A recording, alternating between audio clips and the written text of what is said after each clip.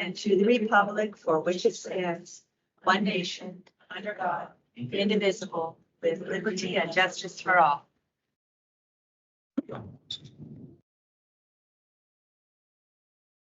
Trustees, any questions, concerns, changes to the agenda? All right, we'll move to the highlight of the night, which is our recognitions, which are really fun. And this time of year, we have more of them because, of course, you've been working all year and this is when you excel. So we look forward to hearing from you. Let's go ahead and start with the MPTF and NEA Awards for Teaching Excellence.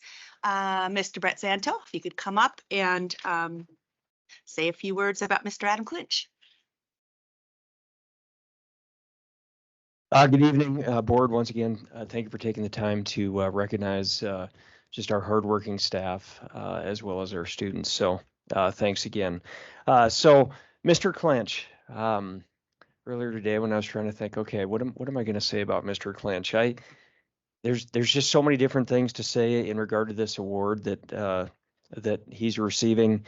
I feel that he's just truly committed to planning the best experience possible for his students each and every year, as well as players on the soccer field that he coaches as well. And just the fact that he continually reworks his curriculum each and every year to help adjust to student learning, to help for all students to achieve success. And just a true educational professional, and we are very fortunate to have him at Capitol High School. So at this time, if I can have Mr. Clinch come up so we can talk more about this award. So congratulations.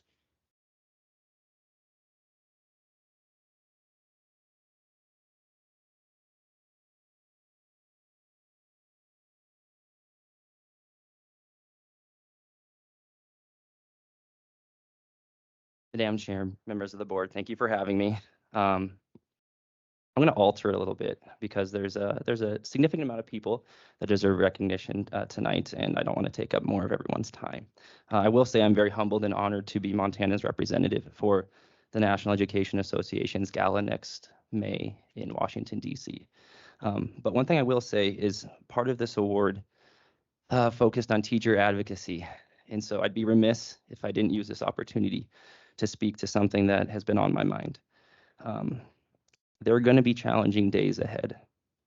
I've seen the list of considerations to address the budget, and it breaks my heart to say I'd be lying if I didn't say that reading some of those makes me genuinely wonder if I can stay in this career. To combat this, we're going to have to push the envelope in regard to what has been appropriate prior, because appropriate has gotten us here. I know some things are going on behind the scenes. I hope they're bold. I hope they push the line.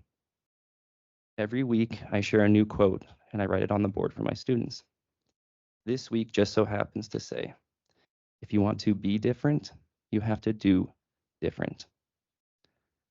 There's a way to get what we want in the future, but it's going to take doing together what we've never done before, especially when the calendar turns to January of this upcoming year and the Capitol gets full.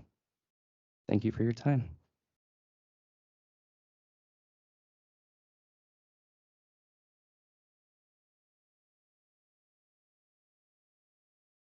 And thank you, Mr. Clinch, for being such an amazing teacher and advocate for our school district. Next up, Mr. Zanto again with the Great Northern Cheer and Dance Competition. Yeah, so before I ask our coach, Rudell, to come up here to the podium just to say a few words about her cadets. Just a very long season. They start practicing performing in the middle of August with some of the fall sports, and then, of course, all the way through through the winter season, and even stretch it out to the Vigilante Parade. So that is a very long season indeed. Yet, with all the time spent practicing, I think the big thing when I think about Danette is just she has to be one of the most upbeat and positive individuals and coaches for sure that I work with. And she just continually tries to recruit more and more students to get involved, and just continually is building just a more robust program. So we're very fortunate to have her leading the cadets at Capitol High. So I'll ask her to come up and talk more about this competition. Thank you, Mr. Zanto.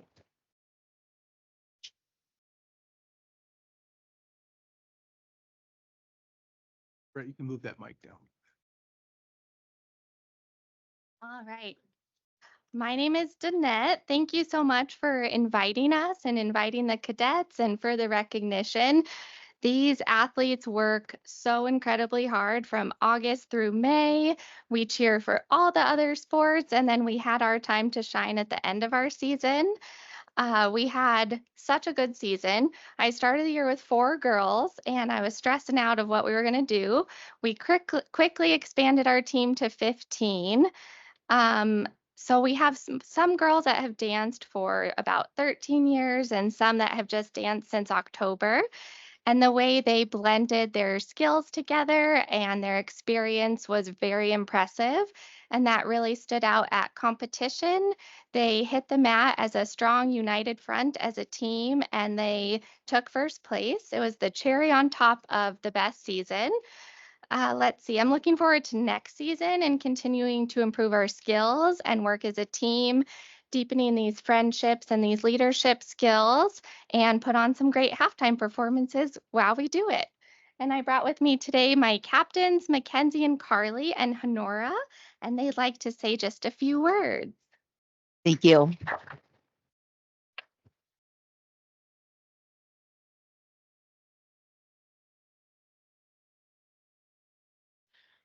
So I'm Mackenzie, and I had the honor of being a captain this year. It was my first year on cadets, but I had been dancing for years and years. It started as a joke for me to join because I was already doing cheer, but it was honestly one of the best experiences I had. And seeing our team grow from 4 to a full team of almost 16 girls was incredible. And seeing the amount of growth within those girls throughout it all was something that I really enjoyed experiencing. Hi, my name's Carly. I was also a captain this year. I've been on the team for going on 3 years now. And I just would like to thank Danette personally. She's made a big difference in my life. And yeah. Good evening, members of the board. My name is Honora Tetrall, and I was one of the seniors on the Capitol High School dance team.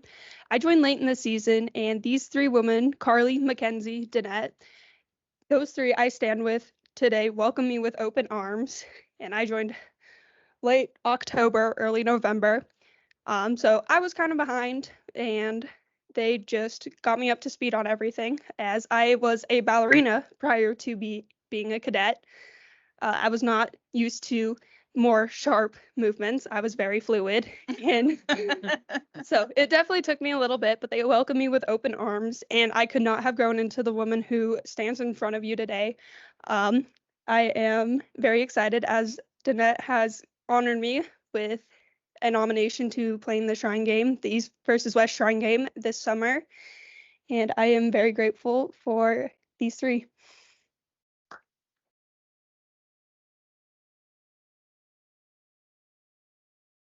Thank you. I know that cheer and dance is not a MHSA sanctioned event, so we're just really happy that we can do our best to honor you here in the board and recognize all the hard work that goes into all that you do. And it just seems to me that both sides of town win a lot of cheer awards. We have a pretty strong Helena group across the board. So congratulations. All right, Mr. Tennis. Speaking of the other side of town. Go Bengals.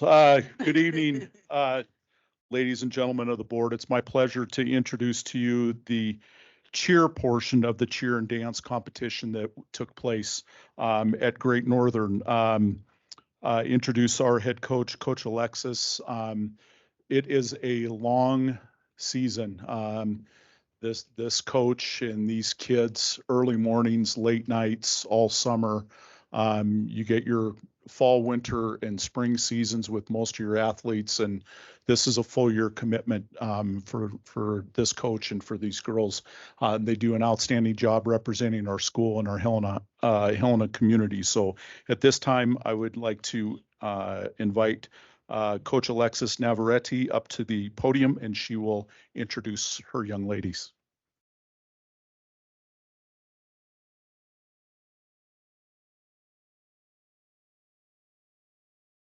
Hello, how exciting. Good afternoon, members of the Board of Trustees.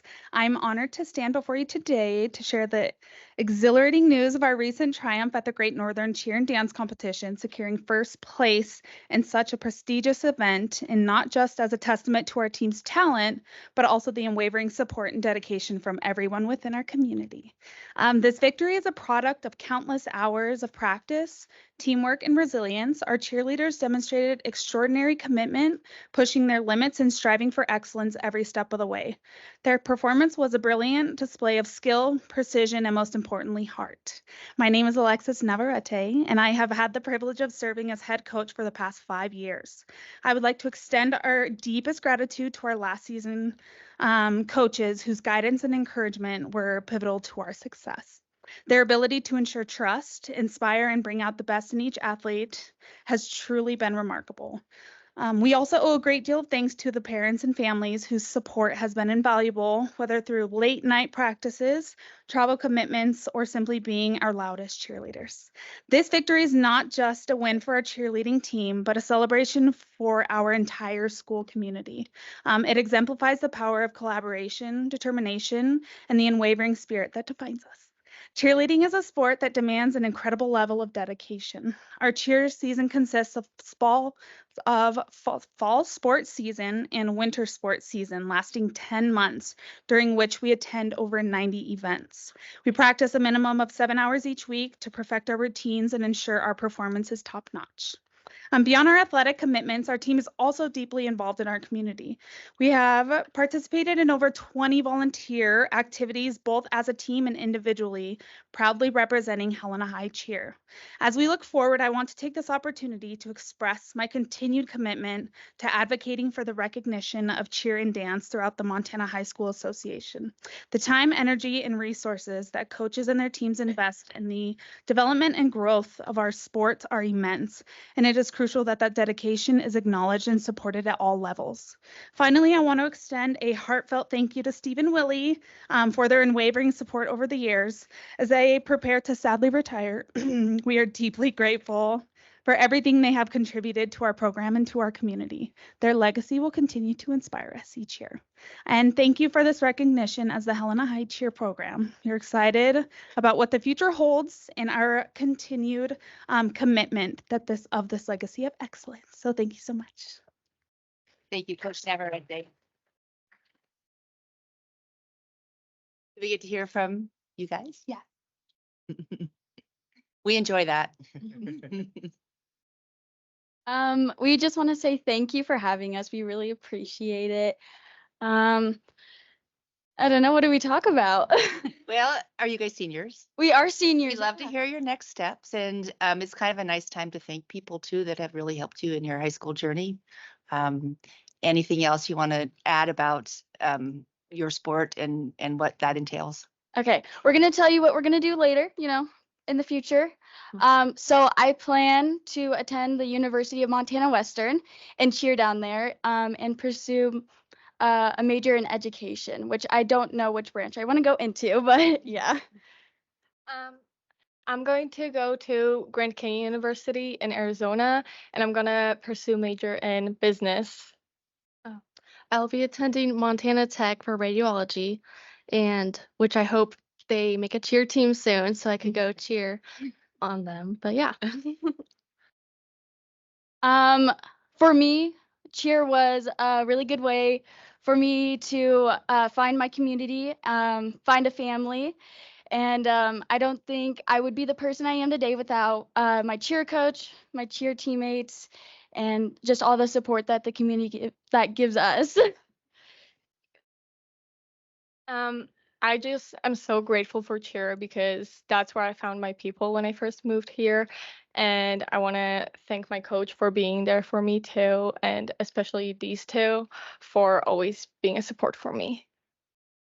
Um, I want to say about our competition, we put in so much work and effort to where we got, and I'm so proud of my team for how far we got compared to last year.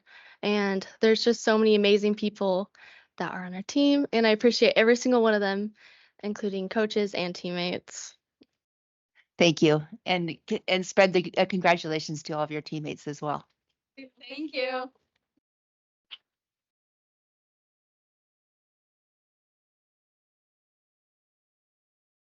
Mr. Zanto.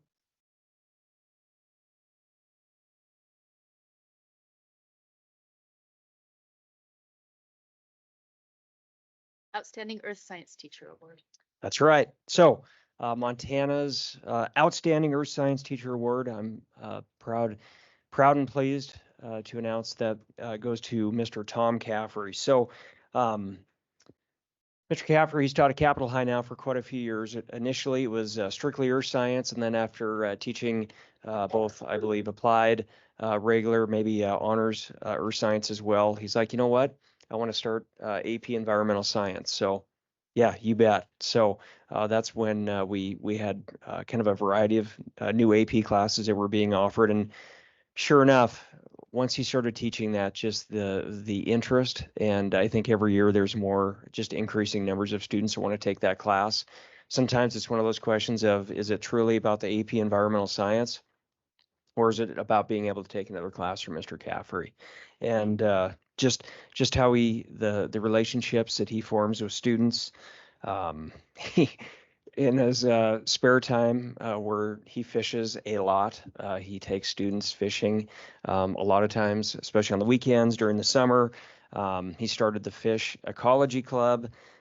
His classroom at lunchtime is packed with students, even though he has a 6 assignment lunch duty in the hall, but he's nearby, and you know, even though he might not always be directly there, once again, it's just students wanting to be in that classroom hanging out. And, you know, whether it's having lunch, tying flies, whatever it might be.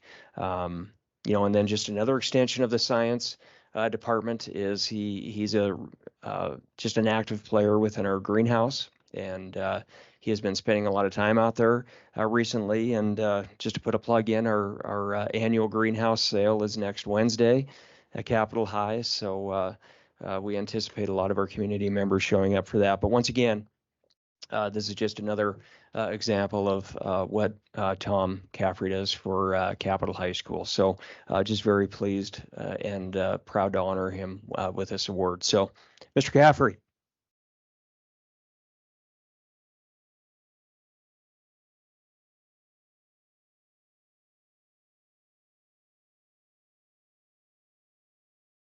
They definitely take my class for the science for sure, just to answer your question.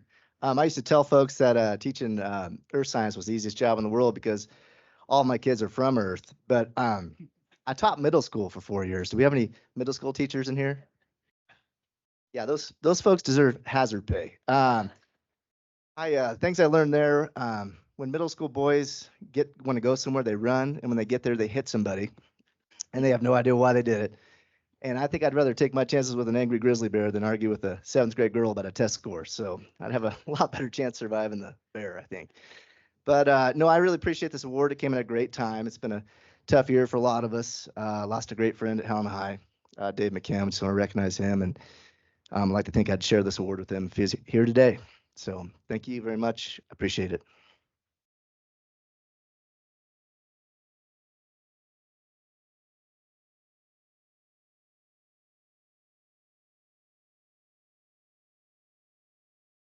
Mr. Zanto, don't go too far away.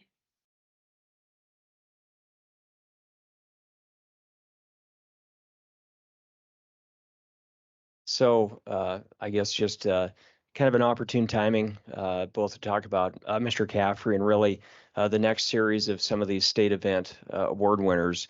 Kind of that common thread is for most of them, not only is it dealing with science, but it's also where those individuals leading these various clubs, activities, just the relationships that they form with students, and really just giving students that opportunity to compete and meeting with students at lunchtime, before school, after school, to help prepare them, for some of these local district or state competitions. So, when thinking about relationships and just helping students prepare to compete, that's just an opportune time to talk to introduce Mrs. Bosch. And Helen Bosch, she'll be coming up to talk about the state Envirothon competition and to introduce and to highlight our award winners. So I'd just like to thank Mrs. Bosch for all the time and energy that she spends with Envirothon. So, Ms. Bosch.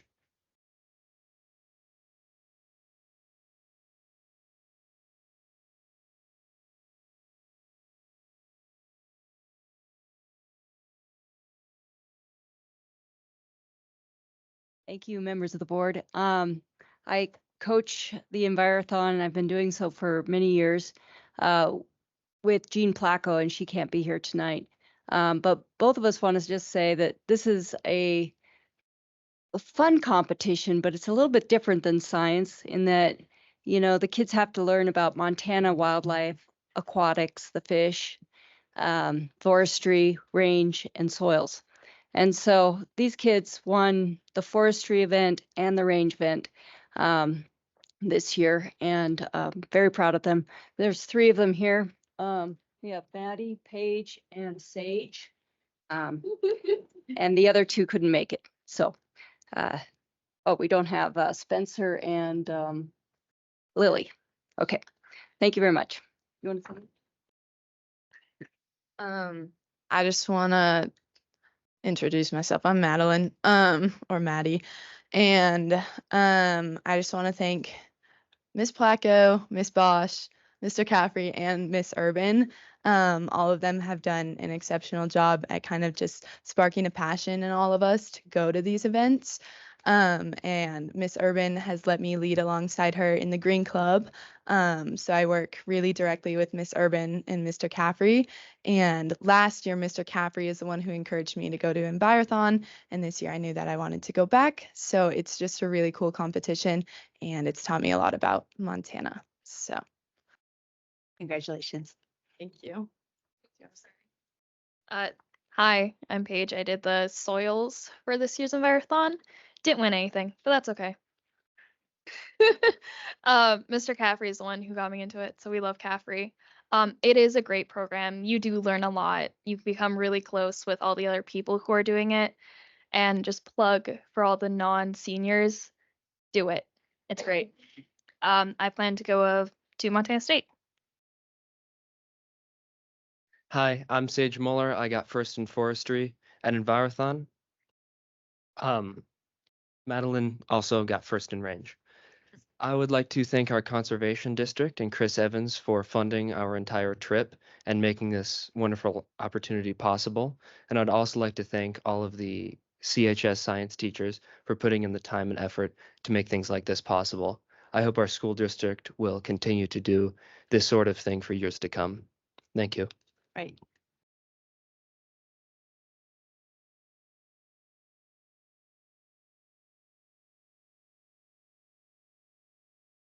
Hey, Principal Prodi, is Mr. McKay here? She's right here. Oh, there she is. Good.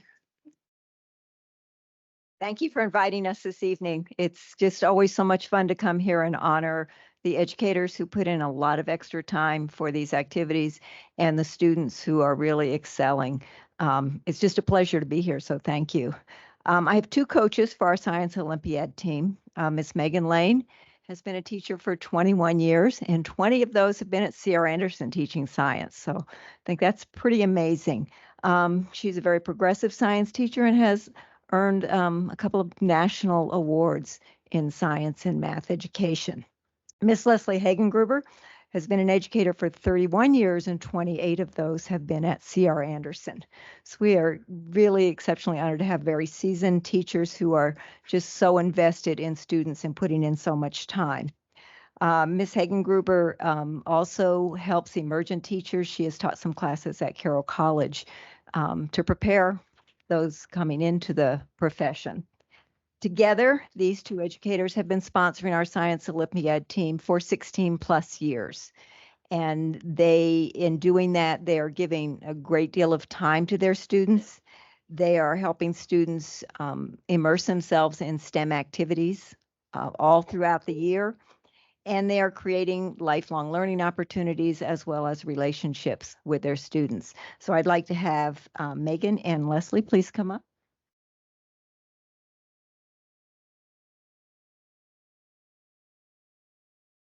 Going to introduce their students. So I will leave the certificates with you. So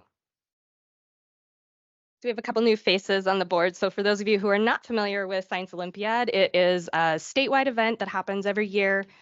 There are 15 events that Montana does. There's actually 30 at the national level.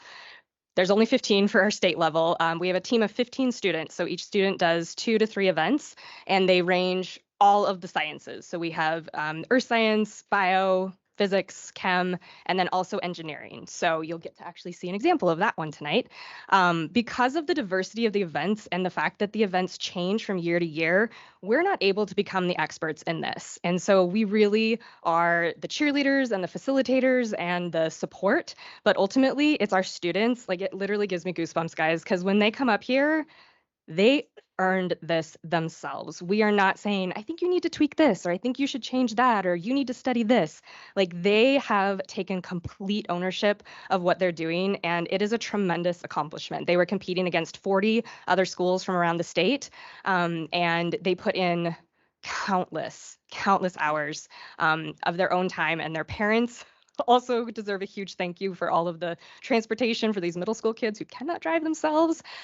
So we just are so proud of them. Our team took second overall. We also had 3 teams that individually take second place, and then a team individually take third place. So this year they were amazing. So I get the pleasure of introducing Braden Burke and Judah Braze, who placed first in egg science.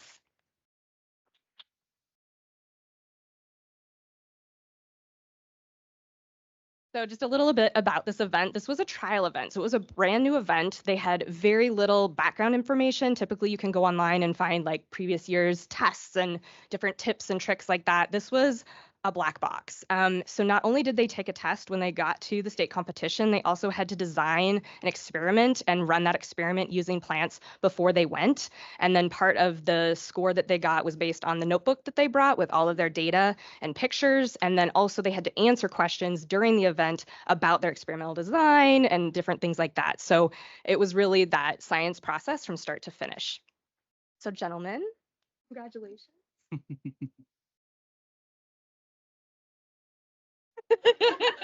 We would love to hear from you. It was really fun getting to work with such a dedicated partner and being able to do so many great things in science. It's my first year doing agriculture science and just Science Olympiad overall, and I'm like pleased to have such a great partner, and we spent countless hours on this like experiment, and I'm so proud that we got first. Congratulations. Then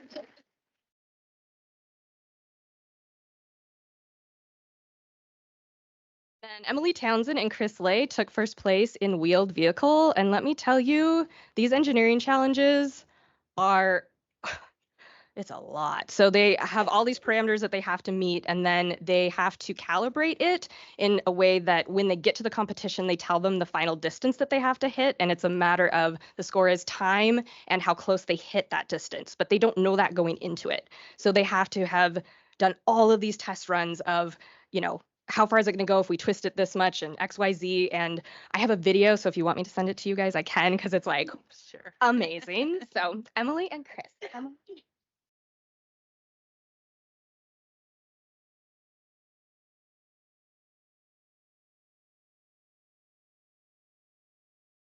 I would just like to thank the board for having us, I guess, and letting this competition take place. It was really fun. So thank you.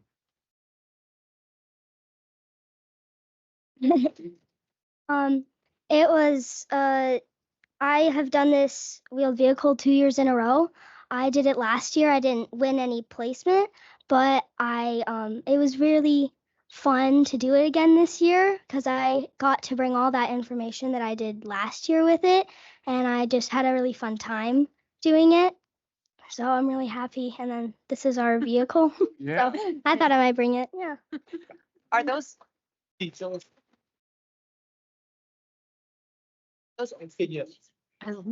those old CDs? That Yeah. are in there? They are That is very CDs. creative. Yeah. What's on top of them? Balloons because like to add traction and stuff. Very good. Impressive. Yeah, and then we added Legos because we thought we might decorate it. Oh, it's gotta look good, right? Yeah. Congratulations. Thank you.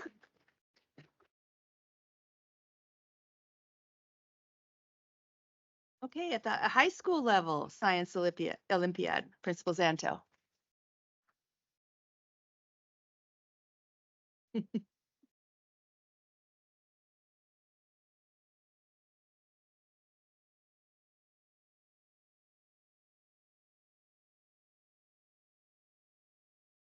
All right, Capitol High Science Olympiad. So at this time, I'd like to go ahead and call up Mrs. Humbert, who's one of our coaches for Science Olympiad.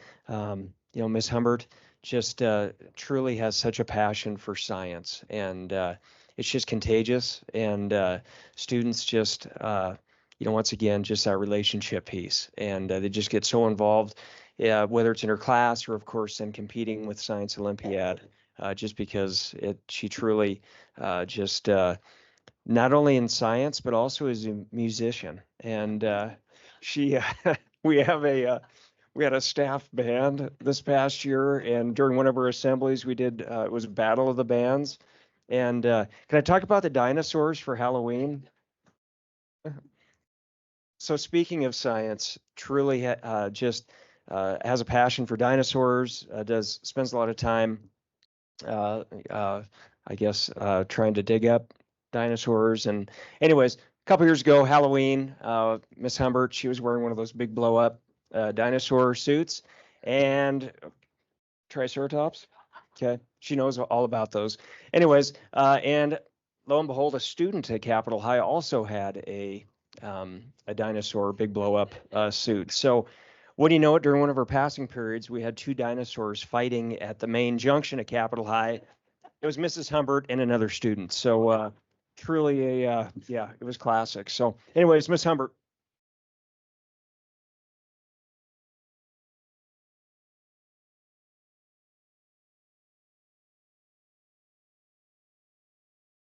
Spectacular death scene that I performed at the middle of that. The other dinosaur was a T-Rex. I really want to talk about my students, my science club students, who I lovingly call even after they've graduated and they're, in graduate school or they're getting married, my nerd herd. They are my nerd herd, and I will always refer to them as that because it comes from a deep place of love for these kids who spend, not only do they come to science club meetings on Thursdays at lunch every day, but I have another group that comes in on Tuesdays for fundraising, and they put so much time and so many hours into these competitions. They do both Olympiad and Science Bowl, and they put their heart into everything they do. And it's not about me and the record. They deserve everything. They put in so many hours. So I had two teams this year at Olympiad, my varsity team and my JV team, and both did incredibly well. And my JV team took first overall in the JV. Oh, hold on one sec. CR kids, just know that this is where you come because I'm going to be hunting you down for Olympiad events. But so they took first in the JV competition overall, and they took first in 5 different events. Again, all of them, like I said before, ranging from engineering, physics, chemistry, everything, math as well. I'd also, Riparian here, he stepped up 3 days ahead of time and ended up getting first in 2 competitions. So I think that does speak very highly of the quality of his science education that he got at Capitol High. So for Chem Lab, I had freshman Claire Lane and senior Riparian Moeller who got first in Chem Lab. For Code Busters, I have all three sophomores, Elliot Gano, Lucas Call, and Sydney Harmon. For Fermi questions, I had Gila Mobley and Sydney Harmon again. For Microbe Mission, I had Tanner Davis, and Teddy Harmon, who got first in that one. For Wind Power, I had Kale Androlio, who worked alone and engineered the whole thing by himself. And for Ride It, Do It, who got first, we got Tanner Davis and Teddy Harmon again. Those two also stepped up at the end to just participate, and I'm more than grateful for everything that they did. I do want to say that I am surrounded by a couple of my science teachers in here from Helena High, so I want to thank you as well for giving me more passion in the field of STEM. So thank you.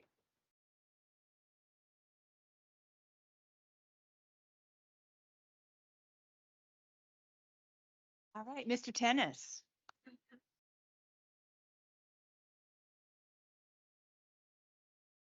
Good evening once again. It's my pleasure to introduce the Helena High School Science Olympiad coaches and competitors. Helena High School has a long history of excellence in this particular competition going back way back when.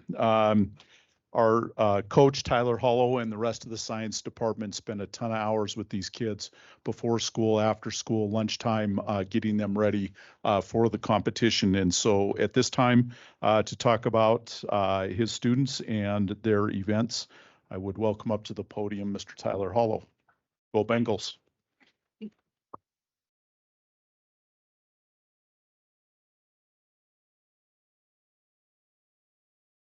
Thanks, board members, for giving me this opportunity to recognize these two students behind me, Jonathan Abel and Owen McDaniel. Jonathan Abel.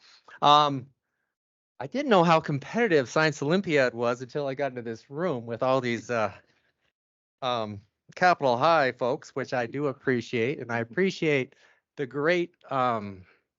We had Capitol High there, we had Helena High there, CR, Helena Middle School, really well represented with an awesome competition. So, and it's really sciencey in here when you bring in Tom and Hostess coming up. So it's a good night. It's a good night to be here.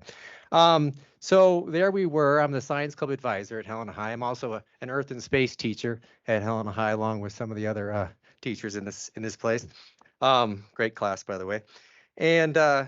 And we were looking for someone to do wind power and astronomy. Well, we had to recruit fast, so I sent my president and vice president over to our neighbor's room where these two individuals had started a astronomy club. So I figured, well, that'd be a great fit for this group because we do need wind power. We know they're scientists, and we also need someone else to do astronomy. So we went over there. Thankfully, they said yes, and they got right to work. I gave them the 4-page packet on wind power, and next thing you know, they set up a lab next door in our physics lab, and test after test after test. Very innovative, these two, very hardworking, great research scientists, and someday he's going to be a great political scientist and an amazing astrophysicist. So I'm just want to be thank these two individuals and honor them here tonight. So Jonathan Abel.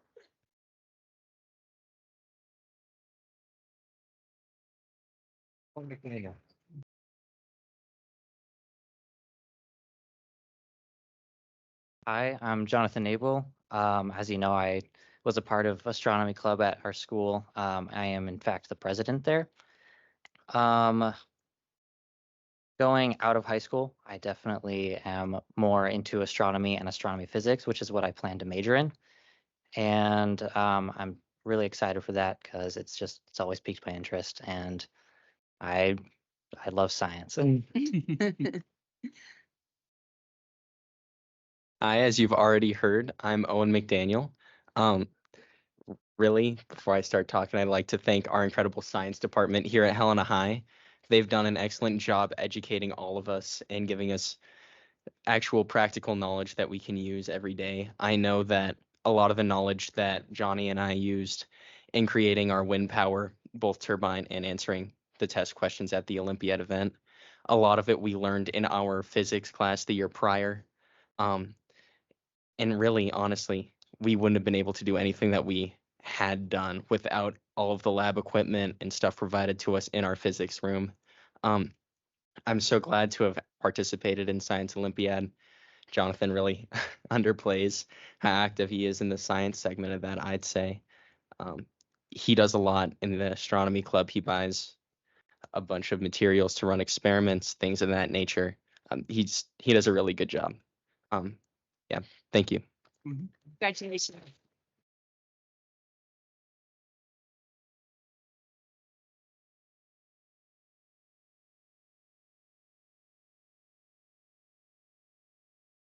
Mr. Zanto. HOSA. HOSA.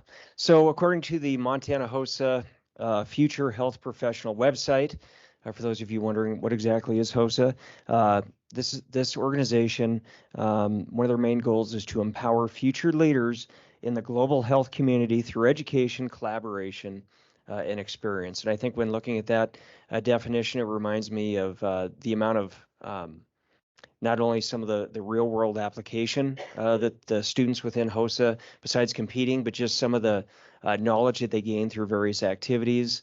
I would like to thank Mr. Duncan, who I'll be introducing here in a second, just for leading this group and for sponsoring various community health awareness activities. For example, the blood drive that we typically host at Capitol, sometimes not only once a year, but sometimes 2 times a year with the Red Cross. And it just the amount of work, the amount of time and work that it takes, not only to help put that on, but also to lead the students to make sure that they're the ones directly working with staff and parents and students alike when it comes to an event like that. So at this time, I'd like to welcome Mr. Duncan to come up and talk more about HOSA and our placers. So, Mr. Duncan.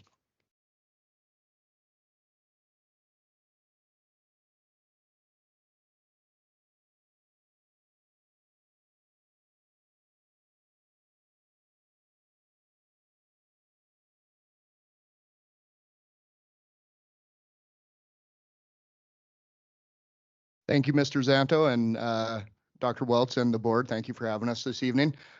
He did a pretty good job of explaining HOSA, Future Health Professions. What Mr. Zanto didn't mention is that this organization teaches much more than just health professional skills. It's big into giving students the ability to learn leadership skills and be involved with the community. And I think this group did a fantastic job of representing our chapter in doing just that. In fact, these gentlemen right behind me, Riparian and Adam, took it upon themselves to reach out to several elementary schools in the district to coordinate a time where they would be able to come and present. The topic was diabetes. Got emails, kind of a little bit alarming, actually. I get several emails from teachers at all of the schools saying how fantastic of a job that they had done, and the kids were just blown away by the leadership and the knowledge that they had gained from their presentation. So they did a great job of doing that. Mr. Zanto also said that we had 2 blood drives this year. We successfully ran 2 blood drives. We're now in the process of coordinating our 3rd and final blood drive coming up on May 24th, if you're interested in donating blood at Capitol High School. With that said, I'll go ahead and recognize these individuals. This year we took, I think I had over 40 students affiliated in our Capitol High School chapter this year. We took 27 students down to Billings for the competition. I think we brought back somewhere in the 16 to 18 medals, of which a few of these guys brought home golds. So I'll go ahead and mention the ones that aren't here first. Tanner Davis took first place in pathophysiology. Lyric Lanes.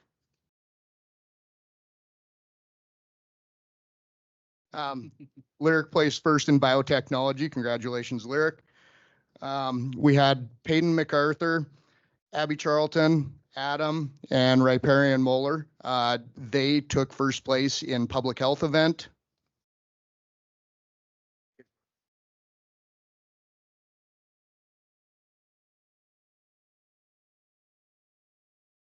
Charlie Snellman also took first place in 2 knowledge tests, biology test and a general chemistry test.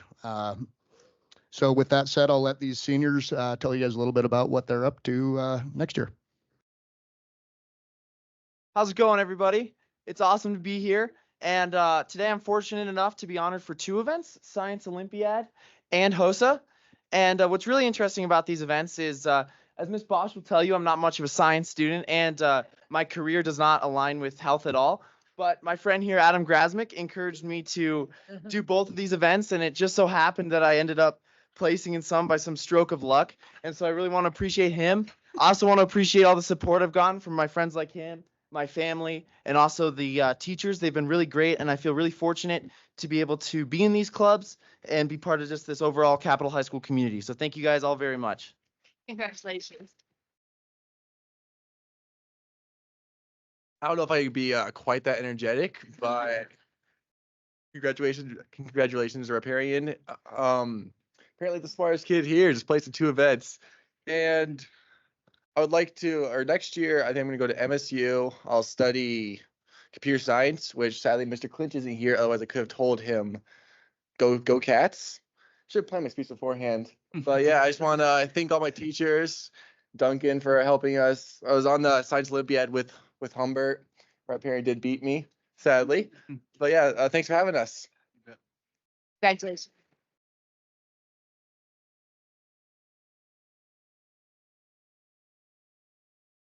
All right, Mr. Zanto, you're up again.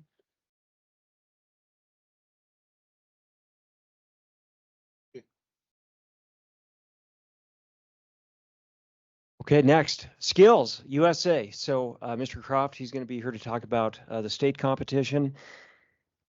And I think with Skills USA, it gives students just a tremendous opportunity to put their talents on display. Many times, usually students are going down through some career paths that are directly related to some of the events that they're competing in. And sometimes, of course, maybe they're going to be looking at other career pathways or whatever, they might be pursuing after high school. But truly, it is just such a unique way for these students to shine. And as we know, some of these career paths, as we continue to try to get more and more interest and just trying to get more students involved in some of these areas. So plus not only competing, but they also have a chance to earn scholarship money as well, which I believe one of the students being recognized here. I was just directly involved in a ceremony the other day with scholarship money that he won from this competition. So also I'd like to thank Mr. Croft for the time and effort that he puts into Skills USA. So Mr. Croft.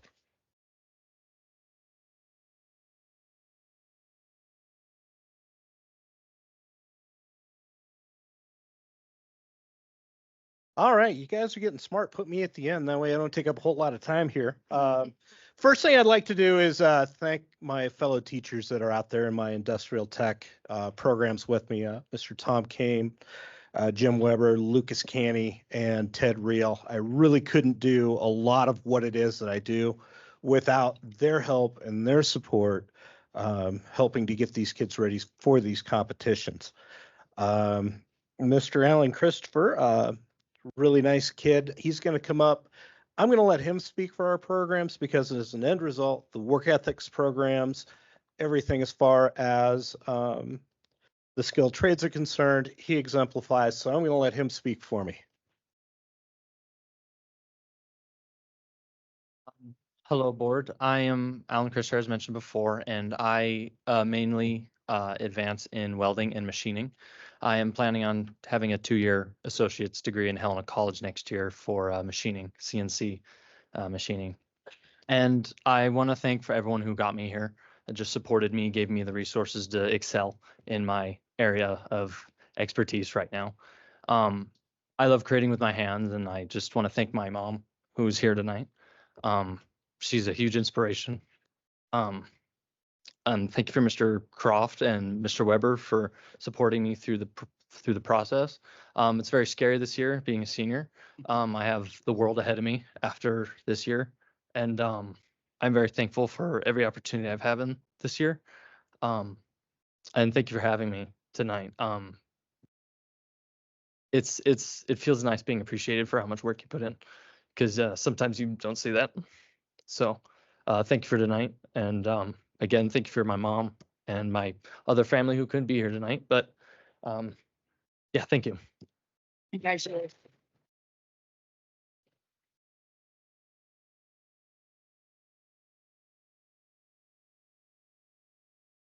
Santo. Kind of owning Mr. Tennis tonight, aren't you? A lot more trips up to the podium. You'll have to let him know.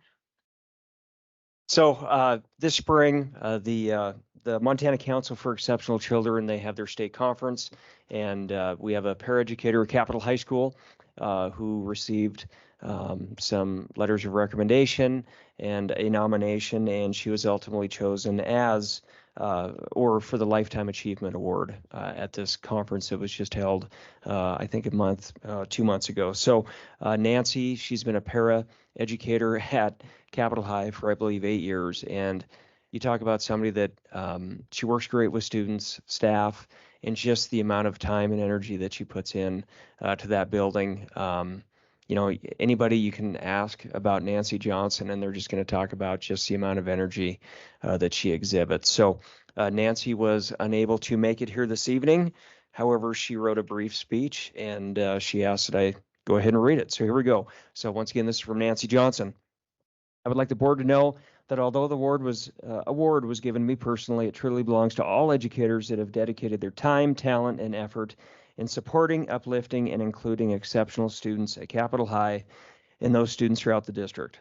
We must also remember that the Lifetime Achievement Award for Exceptional Children would not be possible without those amazing students. For almost 8 years now, it has been a privilege and a pleasure to be a part of making a positive impact in the lives of the students I have been fortunate enough to serve and care for, each and every one with their own uniqueness and potential. I would also like to thank Stephanie Scott for nominating me for such a prestigious award, and also thank her for portraying the unrelenting passion and care she has for each and every student each and every day. To be nominated and actually chosen for the award has been a tremendous highlight on my journey as a paraeducator. Thank you. So congratulations again to Nancy Johnson for receiving this award. Thank you. That concludes our awards tonight, between going to the Evening of Excellence last night and then all of our cheer and several teacher awards. It's really apparent that we have an amazing STEM program, so from probably elementary school right up through high school to CTE, our career and technical education. You know, one of our mission statements is that we will provide a dynamic learning environment that meets the needs of every student. And tonight is a great example that with that widespread, that work and that passion that the teachers and the staff are pushing forward are really motivating the students, and it's so fun. I also really love the variety. You know, sometimes what hits the newspaper is a small segment of what's really happening in our town. So it's fun to have a variety and really get to hear about a wider range of activities. So once again, congratulations to everyone.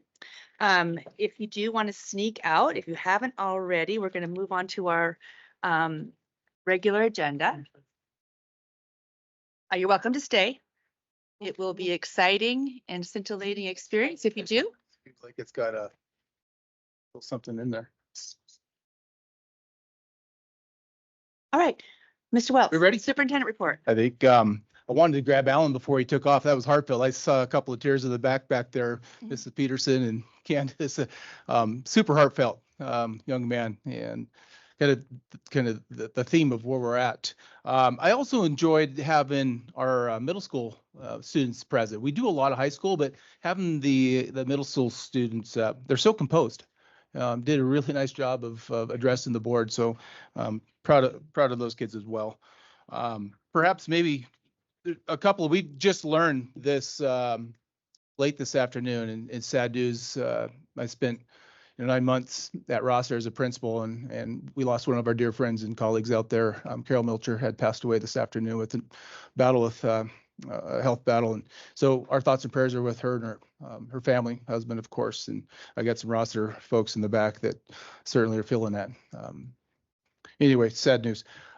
Where Alan was at in his thankfulness, and he really got choked up when he thanked his mom. That's where I start out today, is that Mother's Day last Sunday. And to all of you that are our moms, including my mom, thank you for what you do and making this a better place. So for those that are new to my to my superintendent report, I always break it into 3 areas, and we're going to do that again tonight: recognition, and then new business, and then the outreach piece of this. And there's a lot going on in this last month, but I can't help but just thank those that are responsible for the Vigilante Parade. There's a lot of behind the scenes there. I know Mr. Zanto, Mr. Tennis, our maintenance team that went out early in the morning to set up. And we talk a lot about what it is as a parade, but really it's a community to come together. And the amount of people that were there, the partnership with our Helena Police Department, the kids that I always watch, and I'm at the starting line or at the start, and there are thousands of young people on the curb, and you can see it in their eyes that someday I get to do that. And it's that connection that we all have. And so it was a lot of work to put that in, so we're thankful for it. Some quick recognition: School Principal Day, Teacher Appreciation. Obviously, thankful for all of our staff. Lunch Hero Day. And again, I went back to my mom. My mom was a school nutritionist. She's a school cook for 20 years. And so all of those that are working so hard to help feed our students is as pivotal as that is. School Nurses Day, Karen Ogden School Communications Day as well. Congratulations to the Capitol High and Helen High students who were inducted into the National Honor Society. I was able to be at both of those events. Always a really great time, a proud moment to see our students in the national being recognized and inducted. Lisa Cordling, Helen Education Foundation. Becca Liepart is out distributing grants and hosting the Pen and Ink launch party. So we want to thank them for that. Perhaps, as you mentioned, Board Chair, is the connection of what we saw last night, multiple educators and building relationships. And I've said this before as I spoke at the event. We are in the people business, and everything that we do is around building relationships. And you'll hear that a lot tonight. What you heard from our coaches, and the reason why we have students that engage in activities, curricular, co-curricular, is because of the relationship and the respect that they have for their coaches. And so we saw that. And I've said it a lot of times. I've been in 3 states and in a lot of districts. I've never seen a foundation that can recognize our staff the way they do. It's unlike any other. And it's really what education's about, is the building the relationship so we can connect, so that we can teach. And so I appreciate that. I want to thank Kim Cook. She's done a lot of work with Lana Carter in the mental health world around the CARES app. Her and I put together I was the speaker, sketchy as it was. We got to put out a video about the CARES app and the anonymous taping tool for communication. And so we're thankful that we've got that up and running. There were some growing pains with that. We used it a couple of times and there were some flaws, so we had to go back to the parent company and get them worked out. But I think we're really close to having that fully operational. Janet Reese always stuffed the bus monies. What our Angel Fund does for our students and the people that are involved in the Angel Fund, we want to thank them for what they do. We had 5 individuals that worked through SAM, 5 of our staff members that made it through the cohort. It's the Aspiring Principal cohort, and that's through Rob Watson, the SAM. And you'll see them there: Roxanne Shockley, Ryan Schulte, Kayla Ryan, Kelly Conley, and Brittany Booten, all successfully made it through the program. So we are thankful for what they do. And I know Adam was here, and it's kind of an add-on, but I want to thank and recognize Adam Clinton for his accomplishment as well. Okay, we're moving on to new business, and there's going to be a few pieces to this. Miss Ridgway, usually we have to call you out of the back room, you're close. Safety and security, technology update, next steps, and special board meetings. I want to acknowledge that. Let's, I want to back that up just a hair. The safety and security and technology levy, we were tasked, my team was tasked to keep programs as whole, right? Not to lose programs, not to lose offerings. Provide reasonable and fair wages across all our payroll groups, enhance the safety and security needs of our district, and make sure that we carve out the out of the general fund the technology needs that we have for our district. And so that was a heavy lift. I mean, I'll be the first to say it, and we all knew that. But that was the recipe for us to do the things that we believe that we needed to do. And you put a survey out, and we call that a vote, and our community surveyed up and voted and said that's not what we're going to do. And so what I'm saying is that now our budget reality is different. All right, things will look different. We can't continue to do what we wanted to do. What you saw here tonight was what we do. We're really good at working with kids, and we want to keep those. We've said this now for months. We want to keep ourselves whole. We like what we offer. We want to continue to do what we do, and we want to do it where we've been doing it. But that's not what our community said at this time, and so we need to. It's going to look different. Tonight, you will hear. We will have special board meetings, and we'll stack those up. And so I want to make sure that what the decisions and what we're talking about is in front of our public. But you will hear as we go through it that we planned for this, hoping that we didn't have to do this. We spent 9 months working on a budget consensus committee and a report back to a recommendation to the board that if this happens, these are some options, recommendations, if you will, based on the committee. We're going to have to bring that off. That's one I said I hope got received a bunch of dust and we never brought it off the shelf. Those are some of the documents that I didn't want to use, but we have them in proactive approach. As I was out working with the community, I also had the team, Josh McKay, working behind the scenes, starting to put numbers on this in the event it didn't work, or a series. I think there was 125 possibilities of what could have happened. And so it was difficult to figure out what exactly was going to, but Mr. McKay was working behind the scenes and in the evenings about what's next. And so that's where we're at now. This week we will continue. The budget committee made recommendations, and some of them affect the general, most of them affect the general fund, some do not. And so we've got to flesh those out and start putting numbers, today's numbers, to that document. I expect next steps for you to consider is that as we get into meetings and you have the options in front of you, we as a admin team and a committee will have different variables in front of you that you will ponder, that you will talk about, you will have discussions around. Right? So we want to keep this as open as possible. And that's our next steps. And remember, through this new reality, we have people that are waiting. We have non-tenured staff. We brought back our leave of absences. There are people that we owe a quick decision around. So I want to do it quickly, not so fast that we're not doing it correctly, but we got to be expedited in our process because we have people waiting for our decisions. So we'll bring that out. Okay. There'll be more behind that. Tonight you're going to hear people talking about what's of interest to them, what's important.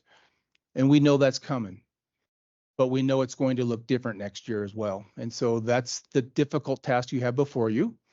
And I thank you in advance for doing that work, and we'll support as we move forward. Going through the new business, the Safety Environmental Consultants, SEC, Jason Russell's a national expert. We've asked him to come out and visit our district. Their company came out before, and I will back that up. And so I want to make sure I see some faces. Special board meetings have not been announced. I'm putting those together now. We need to notice those. So just hang tight. There'll be some announcements, and we'll post them out 48 hours in advance. Going back to the secure environmental consultants that'll be coming out to the district. Jason Russell is actually the owner of the company. He is a CEI, and he has investigated and been part of some really horrible events across our country around school violence. He'll be here visiting for 3 days. He'll come in. He'll be here on the ground Monday, May 20th, and leave Wednesday afternoon. In that, we'll have audits, our safety audits at four different schools, our 2 high schools, C.R. Anderson, and an elementary school they didn't get a chance to visit. We're going to have them work with particular staffs. We're going to have them come and work with us at our special board meeting, and I believe that's Tuesday, the 21st. Potentially, we were at PAL, excuse me, we'll be at PAL. So Jason will be there in front of you just to give you a brief update.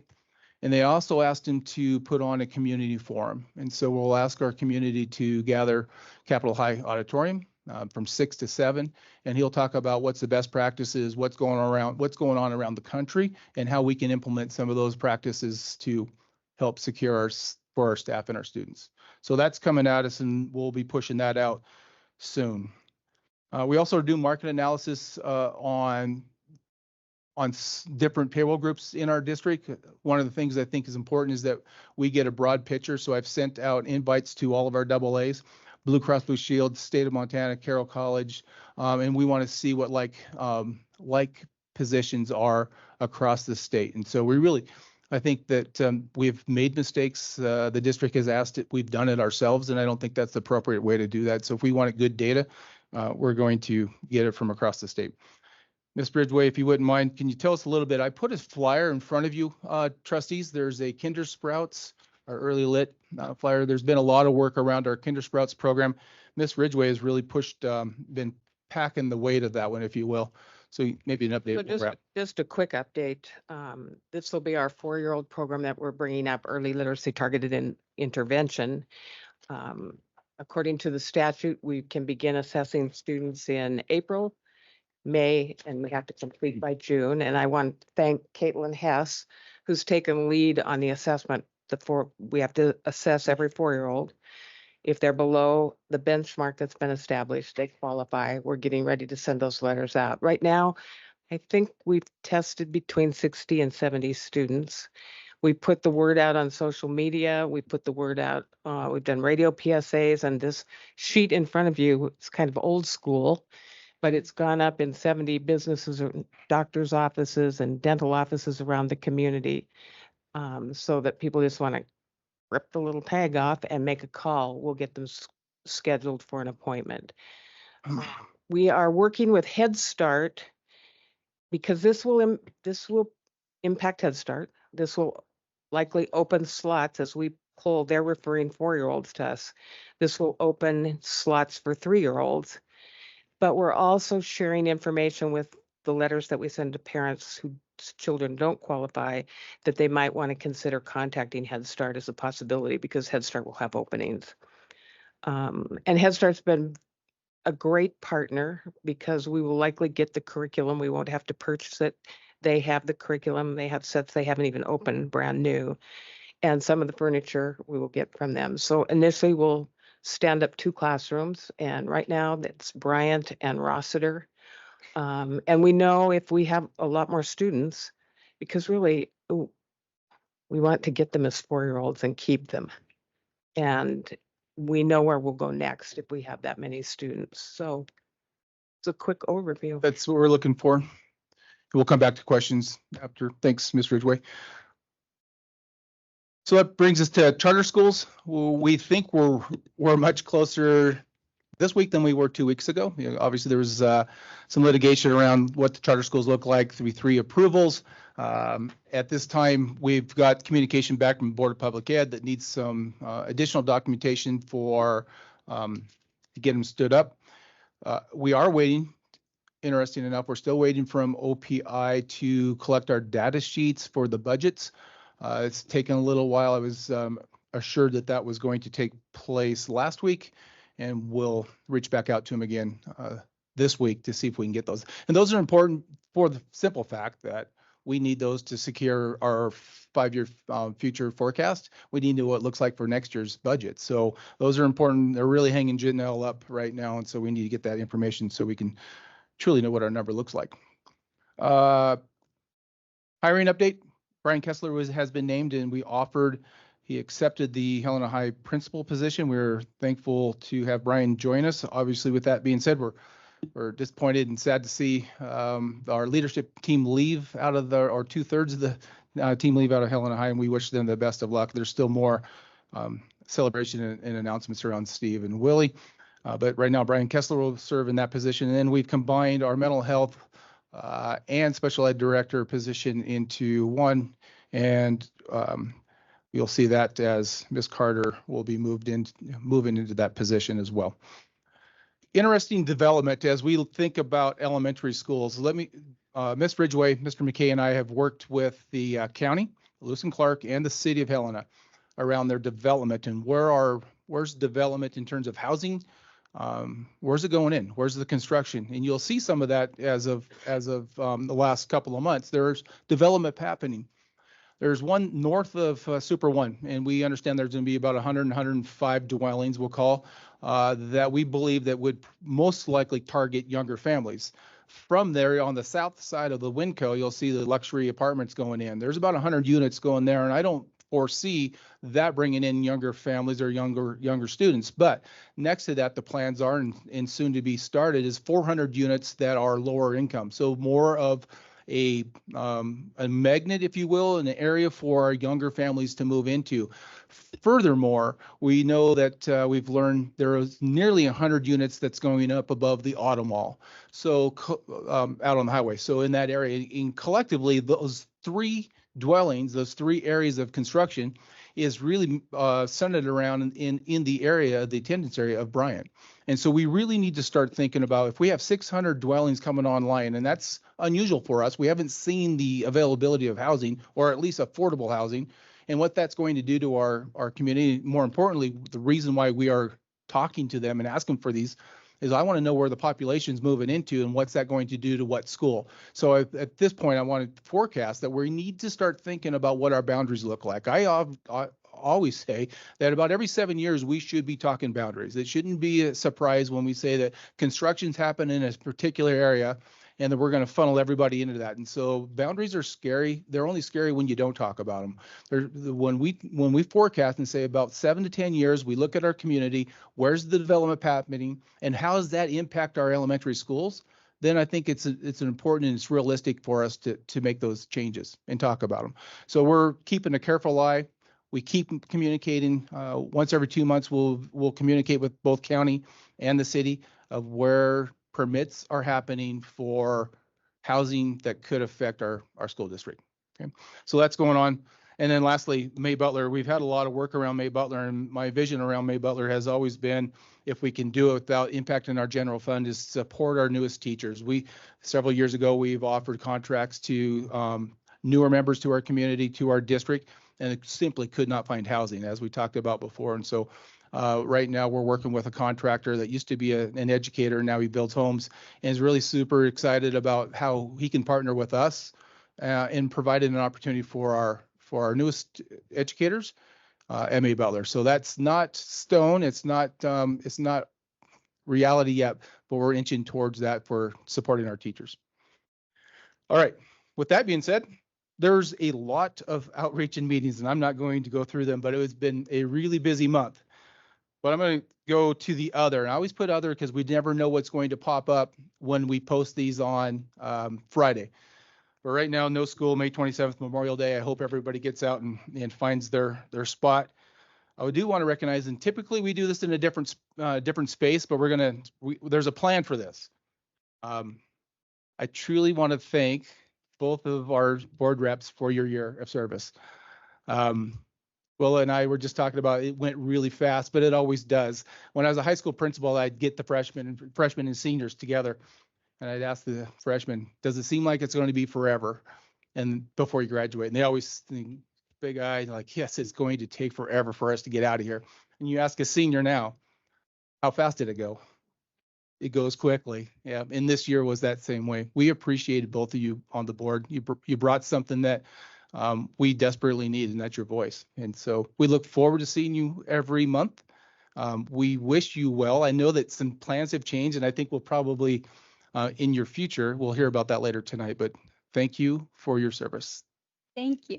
Thank you. think there's some, Like to- there's some hardware there. I just like to add that both Luna and Willow were recognized last night for in our excellence celebration. So why don't you just give a few words about what you're doing next? Oh, okay. Next year, I'm gonna go to the University of Florida, in Gainesville to study civil engineering.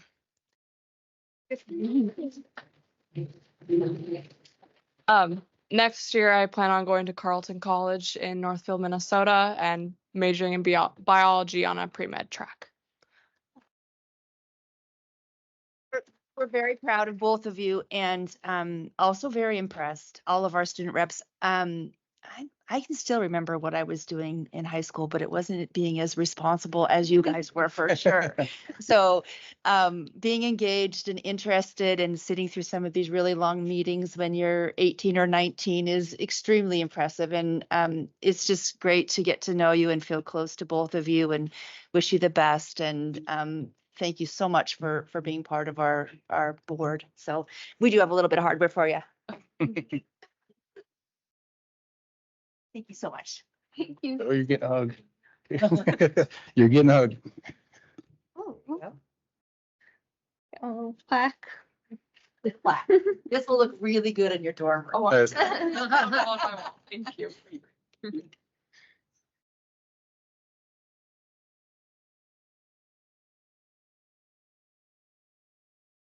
Thank you guys so much for this whole year. It's been a real honor to serve. You're welcome. Yeah, Thank you. I've learned a lot more about Helena Public Schools than I think I ever thought I would. So, and I'm very grateful for that. Well, it doesn't sound like either one of you are going into education, which we, we love that, but we also hope that you can just be an advocate. And this is a good, foundation for always advocating for others that need to be educated as well. So we hope we brought that gift to you. Thank you.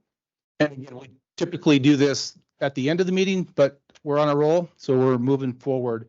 Again, thank you both board reps. But the next one is titled "The Journey Out of the Sandbox." And so when I say the journey out of the sandbox, he already knows what I'm talking about. So we're going to recognize Mr. Beaver, and he doesn't like it. I know it. I saw the look just now. Right? You saw it coming, and he often warns me like, "Don't do this." But tonight is your last full meeting. I think we're going to drag you back for a few more minutes as we canvass. But we're going to run through a little history. Now I'm going to preface it by saying, and don't take this wrong, we can talk about it after the meeting, but when you have as many years, Mr. Beaver, as you do, things start to blend together. All right, so I'm going to say around a lot. Terry, first of all, digital footprint, it still exists, and we found a video of you about 30 minutes long that you did in Marysville. Remember? No. Yes, you do. So a lot of the information is coming out of Marysville. I believe his family homesteaded miners in that area in the late 1800s. Terry was born 1940, January 1st. He often chuckles at the fact that the entire country celebrated his birthday, New Year's Day. He has 4 decades. I'm going to read through this because I can't remember it all, Terry, and I'm not that old. 4 decades of teaching. I believe that you started on the board in 2003. However, there's a resilience with you. Well, we'll call it resilience. He started kindergarten, and I believe 1945. It's close. I had to use my calculator on this one. You started kindergarten in 1945 and lasted a day. He went with his mom and went in. He got to get over to the sandbox. His mom was filling out some paperwork. Something happened in that sandbox, and he quit. He quit kindergarten and went home. That's a true story. That's where the journey from the sandbox begins. But he was a little stubborn even as a kindergartner. I know it's hard to believe. He went to first grade at Central, later on to May Butler, which we called the Emerson School at the time. I remember seeing in your video that you talked about how big the cafeteria and the gym was at the bottom of May Butler. I walked through it just to see it again. It's no bigger than I thought it was. I don't know how you got a gym out of that. You're 1954 ninth grade at HMS, and then the new school opened up in about 55, and that's where you that you ended up. But before that, your mom moved, you had a sick sister and you moved back down to Denver. And again, you quit. You didn't like Denver. And so he came back to Montana. He ended up being in the new high school as a sophomore, junior and senior, first full class to graduate out of that 3 years running. It wasn't until he's a junior and before he's self-proclaimed not a very good student, but as a junior it clicked, and it clicked because of what I said earlier about relationships. His junior year, he had a couple of teachers he connected really well with. Lloyd Score, basketball coach, algebra, and he really connected with you and kind of turned your switch. Amsel Green, you talk about a lot, and Latin, English, word clues. She wrote the book of word clues, and that one connected with you, and you knew you wanted to do something a little different. Sophomore year, here's another theme as we go through this quickly. He's in biology classes as a sophomore, but he walked in and said, "Hey, I'm also going to manage the football team on Fridays, and I won't be here." Teacher said, "That's not going to happen. You're going to be here." Well, guess what Mr. Beaver did? He quit. He's out. He didn't go to that class. He took it a little bit later. So he always knew what he wanted. It's funny that you went to Colorado with family and came back, but I think you ended up college in Colorado at one point through a scholarship. There's a lot of common parallels with our lives, and we can talk about that another time. So you graduated in 1958. You had a busy year in 1964, if I believe I have this right. One was your first teaching job, and is over in the other district, East Helena. You taught some music or PE and health. But it's also the same year, August 8th, that you and Patty were married. So there was a lot going on that year, your first year teaching. So here's where it started. Then you came over to Helena in 1965, teaching biology, advanced biology. You developed the class and the curriculum around the biology. You're forever known as the cat dissector. Everybody knows that Mr. Beaver loved to dissect cats.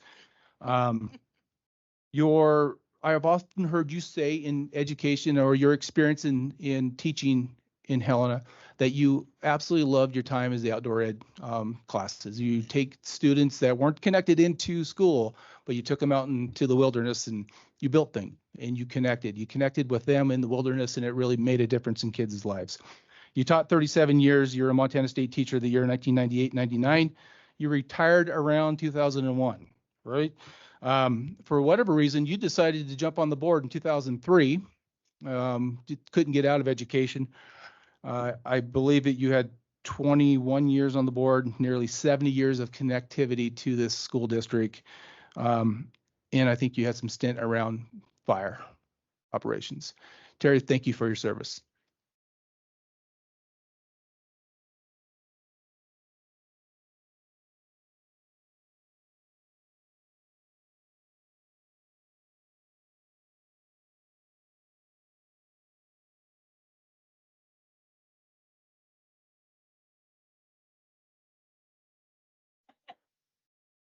I'm good.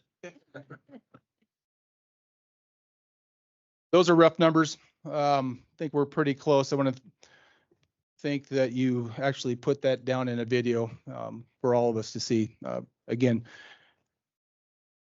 change is always difficult. We're thankful for your service. We welcome Rachel and our new trustee, but know that you'll always be with us. Thank you. And that, Madam Chair, is my board or my superintendent report.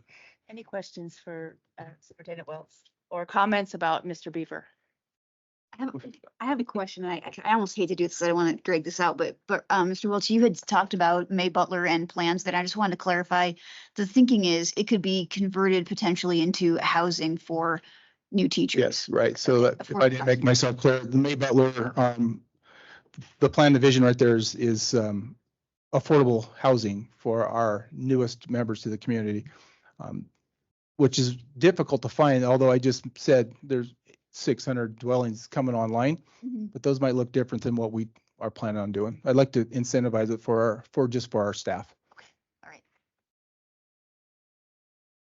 And then I love that you and your team are communicating with the city and the county about where development is happening, because it might seem like no one's paying any attention and whoopsie daisy, we have a big decision, but actually we are paying attention. The decisions are just big whenever they come. And if there's new kids potentially, or there's coming into Bryant, and Bryant has magnet programs. Is that one of the pieces at play? Is those magnet programs could be moved to other schools to make room for the kids who are just organically in that attendance area? Yeah, everything's fluid, but I think at that point, you look at the programs that are within it. Well, how's our general ed population? If there's room, then we offset. But a lot of this is still unknown. We know that there's 600 units coming online, but we don't know what that brings. And so I don't want to be caught off guard. I want to know what it looks like when it starts to happen. So we're planning and preparing for the inevitable. I think is going to happen as we see across the country that communities, especially out west, are growing. We are growing. Helena is growing, but we're not bringing kids to Helena right now. And so maybe this changes the dynamics. So we're watching carefully. Trustee Cletus. I have a question, Superintendent Welts. So I know we have a lot of tough decisions to make in a short amount of time. So how much in advance will we get to, as trustees, to review the recommendations? We always send out our packets 48 hours in advance. And so that's really our practice, is that you get that the same time that everyone else gets it as well. So that's why I think we'll have more meetings, so that you'll have opportunity to digest it as we see it and hear it. And we hear from our community, right? So there are really no decisions yet, not tonight, right? We're in the process now and getting the numbers on them so that you can start making decisions. Okay, good question. Just to add on to that, we, at the end of every meeting, we do have board comments and questions, so that can always be brought up in a public meeting as well. Mhm. Any other questions? Trustee Walsh. I just want to say, Terry, congratulations on this next stage, but you're definitely going to be missed on the board with all of your historical knowledge and experience. It's been really great to just serve for the limited time that I've been on, and to see, how you respond to changes and the continued barriers and roadblocks that we face as a district. And I certainly appreciate your service.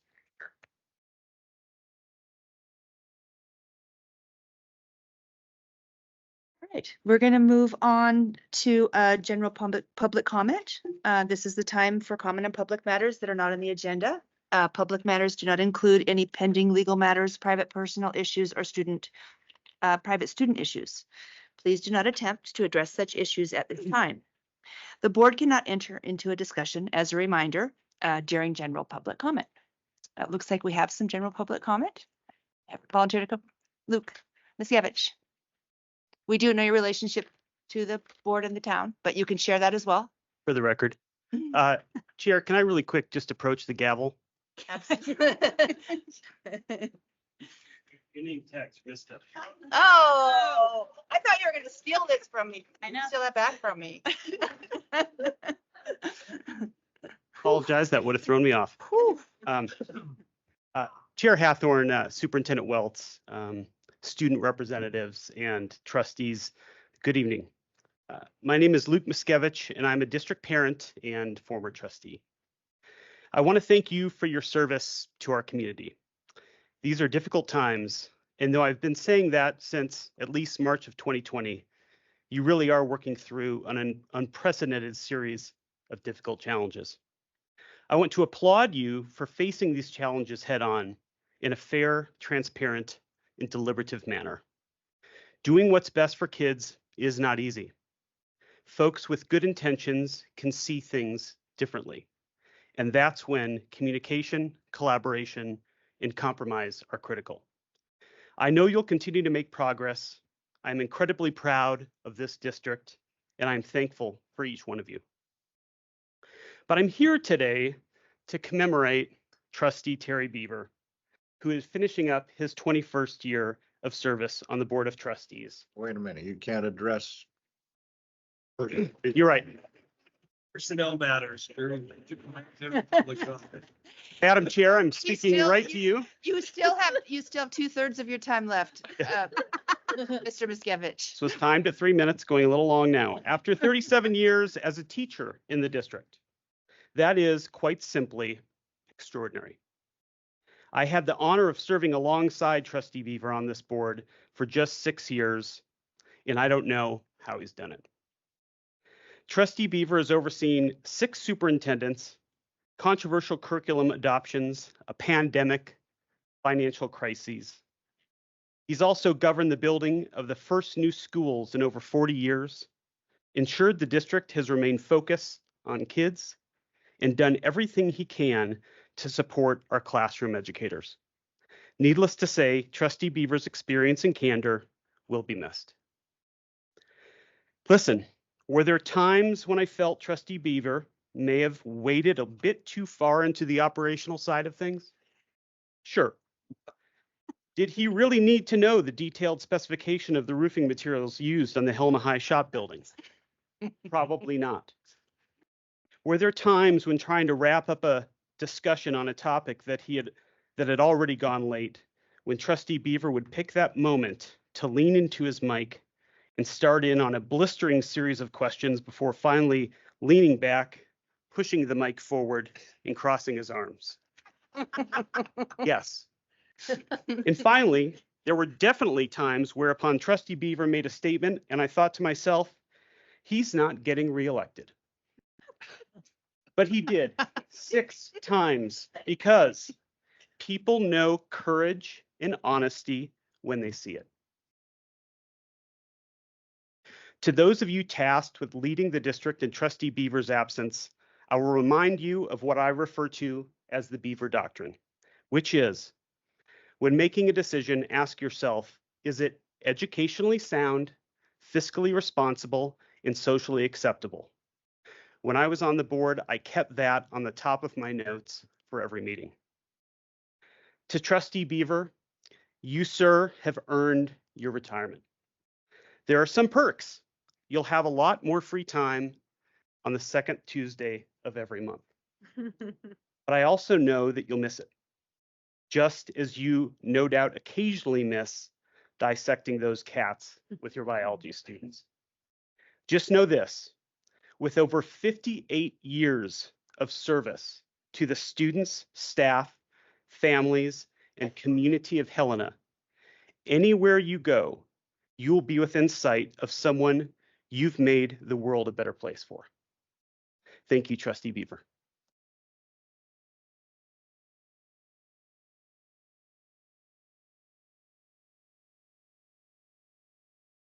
I was a little bit lenient for the 3-minute limit on that one, knowing that he was honoring Mr. Beaver, but I will be doing a 3-minute limit, and I'll give you a warning when there's about a minute left, and won't hold you exactly to it, but if you could wrap it up to that point, that would be great. So start by stating your name, relationship to the district, and then go ahead with your public comment. Sure. Madam Chair, members of the board, this is Jim Malizia, a Helena school parent, a participant in the Friends of Neighborhood Schools, and a supporter of special ed programs, particularly tonight here for Peak.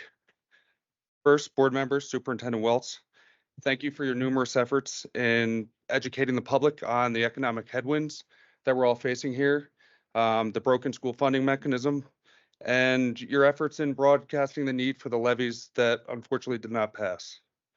Now we have many tough decisions before us, and we are hoping to avoid those, but this is not your fault. And we realize you can't ignore those as you address the budget realities. However, there could be real cognizable injuries to the students of Helena with whatever cuts you need to make to balance the budget. Please join forces with the other school districts across the state, using all the legal tools at your disposal to push the legislature in the correct direction to ensure fully funding constitutionally required free quality education into the future. School funding is required to be guaranteed by the legislature under Article 10, Section 1 of the Constitution. It cannot be left to chance. Any system that leaves funding to a voter is unconstitutional. The school boards and administrations across the state are uniquely situated with the knowledge, data, and collective resources, even if things are tight, to challenge the state. Please take action, rather than be held prisoner to the current funding mechanisms. Next, as you evaluate potential budget cuts, please do your best to avoid action that directly impacts the students. More specifically, please don't close any schools, and please don't take any action that impacts special education needs of students who either need help getting up to speed or those who need additional challenges. My mom and sister are special education teachers. I've seen the indispensable impacts that these programs can have on individuals and their futures. On the other side of the coin, my son is a participant in Peak, and my wife and I are so thankful for what the Peak teachers have provided to our son. Because of Peak, our son has become motivated and found school inspiring, rather than tedious and even maybe discouraging.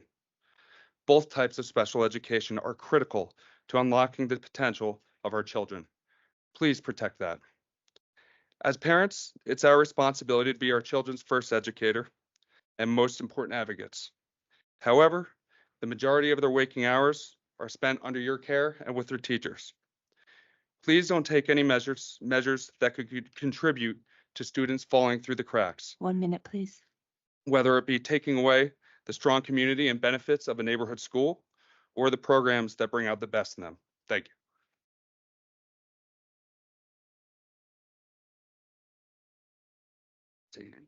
Hi, my name is Forrest Melizia.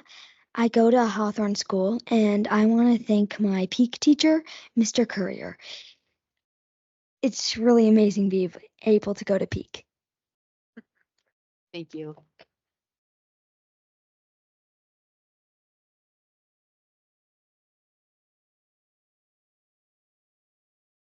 Hi, I'm Abby Nyhoff, a 14-year music teacher, a Helena taxpayer, and president of the Montana General Music Teachers Association. Here are the numbers from my day today at Central. I saw 200 students in 6th grade levels over the course of 10 lessons. I heard 6 original instrumental compositions, 66 recorders, 12 xylophones, 4 glockenspiels, 4 tubano drums, and 2 metallophones. I have 2 degrees in music education and 4 music education related certifications. Saying that we can restructure K-5 music and PE is a generous way of describing the addition of multiple subjects to the already overloaded homeroom teachers who will tell you themselves they are not qualified to or interested in teaching. In practice, restructuring means eliminating. Eliminating music or PE affects every elementary school student for all 6 years of their elementary education. It affects every elementary homeroom teacher for potentially the rest of their careers. That is, if my numbers are close, roughly 4,200 students a year and 280 teachers. The estimated cost savings of these cuts ignore some important numbers.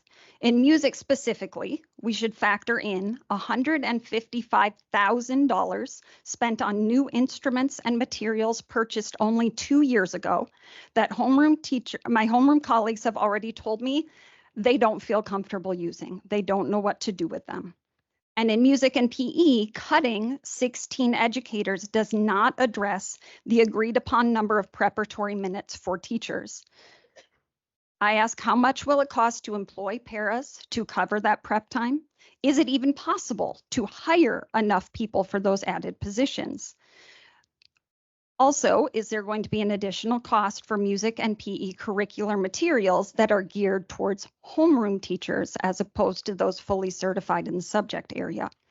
Am I looking to save my own job? No, not really. I'm going on a leave of absence next year.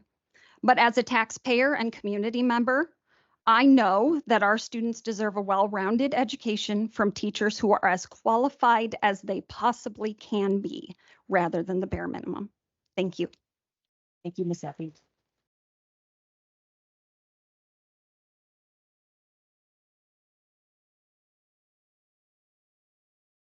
Good evening. My name is Zach Harris, and I stand before you as someone who has taught in 7 different schools within the district, and I have firsthand knowledge of the diverse needs and challenges facing our students. While I understand the difficulties of the upcoming decision, I must express my concerns of the potential decisions by this board. Specifically, I was disheartened by the recent interview with Board Vice Chair McKee, where she suggested that school closures would not be likely. Many students and families in our districts do not have the luxury of attending a smaller school, and it's essential to consider not only the cost of running and maintaining more elementary schools than necessary, but also the broader impact of such decisions, especially on our low socioeconomic families. I sat in a previous board meeting where parents and community members from the Hawthorne District threatened to not only withhold support for levies and bonds, but to withdraw their students from the district entirely if school closure discussions were entertained. However, keeping an antiquated and out-of-date school with safety issues, including a closed third floor and fewer than 200 students open simply because of its location and its affluent stakeholders is deeply problematic. Secondly, as a member of the Budget Consensus Committee, I'm alarmed to hear that high school teachers may be asked to teach 6 periods with 25 students per class without extra prep time as the main cost-saving measure in the high school district. This approach fails to address the root issues of administrative overstaffing and bloat within our district. While teachers will be burdened with the maximum class load allowed by law and accreditation, the district has recently hired an additional administrator at HHS that is unnecessary by accreditation standards. This means that we are currently overstaffed by 2, if not 3 building administrators, each making around $120,000 a year. While teachers struggle with increased workloads and decreased prep time, the district appears overstaffed with administrators. At the elementary level, the potential cutting of K-5 music and physical education is rumored to be among the primary cuts made. This is incredibly problematic for the reasons listed above, and we must also consider how will we fund and cover teacher prep time, which is guaranteed in the CBA and vital to teacher effectiveness. We must also consider that students, especially those in lower socioeconomic brackets, would not be able to replace or supplement the loss of 2 classes so vitally important for mental and physical health. Finally, the long-term impact of the quality and involvement in our middle school and high school music and sport programs would diminish and become highly inequitable. In conclusion, we have arrived at the worst-case scenario. And to quote Superintendent Welts, our district will put the well-being of our children first as we navigate this new fiscal reality. Eliminating vital programs, increasing class sizes, reducing our staff, all while increasing teacher workload will harm our students. Furthermore, telling the public that closing buildings is not a viable solution and continuing to increase administrative bloat seems to be the antithesis of putting the children's well-being first. Thank you for your time. Thank you, Mr. Harris.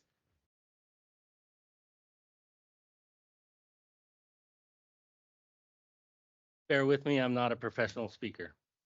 My name's Howard DeRozier. I have a son in the district and I'm a taxpayer. Board of Trustees, Chair of the Board, Superintendent. I have a few questions and concerns. First, I'd like to know if the Board of Trustees voted on the admin pay matrix from a few years ago. If not, how did it get approved? In my humble opinion, it was irresponsible. We couldn't afford it. Why was the recent levies permissive? We have been told all AA schools are struggling just like us. Beg to differ. The levies proposed for the Helena School District were far higher than any other AA district in the state. We apparently are struggling much more than other school districts, or you ask for more money than you needed. I personally think that roughly $10 million a year forever was way more than you needed. We were told that inflation was the reason we were in financial distress. Then it was funding formula from the state. Then we had a trustee blame our current governor's administration for not giving enough from a windfall of funds.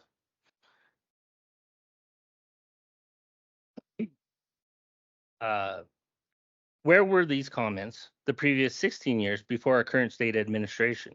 Has the formula changed? I don't believe it has. I'm pretty sure Governor Gianforte gave a substantial amount of funding for starting wages of teachers a year or 2 ago. And to my knowledge, he also gave you close to the full 3% funding recently. Did your previous administrations do that? We as taxpayers of this district have heard how it's so many other entities that are at fault. But what we haven't heard is how this and past school boards and administrations are culpable. The vice chair of this board, the day after the levies were voted down, was on the news saying that I wouldn't be looking for schools to be closed. Did you as a board come to this conclusion?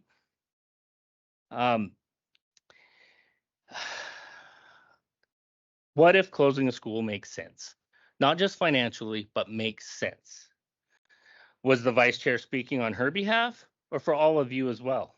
I think I recall being told that if the levies failed, you would be looking at all possible cuts that made sense. Why were teachers' wages tied to a levy? I don't believe this should ever happen again, especially when we're in such a bad financial situation. I'm sure we'd all love to vote ourselves a pay raise, but I don't think it's appropriate. These are just a few things that either concern me or I have questions on. I will email all of you tomorrow and would like a response. Thank you. Thank you, Mr. DeRozier.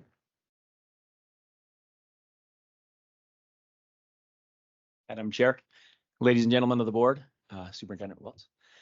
My name is Jake Warner. I teach mathematics and robotics at Capitol High School. I donated blood just this afternoon, so if I pass out, Josh, I'm counting on you to go ahead and read this for me. Did you guys know that if you donate blood, they just give you cookies? There's a whole table of them. It's phenomenal. You take as many as you want. Nobody says a thing. I was looking over the recommendations from the budget consensus meeting. Well, actually, you know what? Let me backstep a minute. I want to say thank you to you guys. I know you have like at times a terrible job with the levies and the outcome of those levies.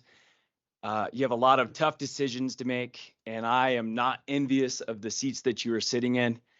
I understand we got 2.9 and 3% from the state when real world inflation is raging at like 8 to 10%. So kind of insane to think that 3% is more than enough to cover things. I was looking over the budget consensus committee, and there was one item that did kind of concern me a little bit, and that was asking teachers to teach 6 out of 7 periods. A little bit about myself. I'm a national board certified teacher. In 2023, I was finalist for Montana Teacher of the Year. In 2021, I was finalist for the Presidential Award for Excellence in Math and Science Teaching. If you notice, there's a trend there. I'm always a finalist, always a bridesmaid, never a bride. Someday, guys. In my 7 years at CHS, I've secured over $17,000 worth of grants for my math and robotics classroom. So I pride myself as someone that goes kind of above and beyond and tries to do some cool things in my classroom and make learning fun for everybody, accessible for everybody. To do all of these things, it requires a lot of time, a lot of innovating. And that's in addition to all the planning, the grading, the parental contact, the building relationships that teachers do all day, every day. You can see that teacher time is at a premium. I just ask that you don't take away from that time by incorporating the 6 out of 7 periods for high school teachers. The administrative rules of Montana, ARM, allow for a class size of 30 students for each teacher. So 30 students times 5 classes, that's 150 students a day, which incidentally is legally the maximum number of students that most teachers can teach. I think there's like band and orchestra can teach a little bit more. But for most teachers, you can max out their accreditation load without incorporating the 6 out of 7 periods. And I would just ask that you focus on efficiency and scheduling. Keep the high school schedule as is to allow teachers to innovate and accomplish the things that they want to accomplish in the classroom. Thank you. Thank you, Mr. Warner.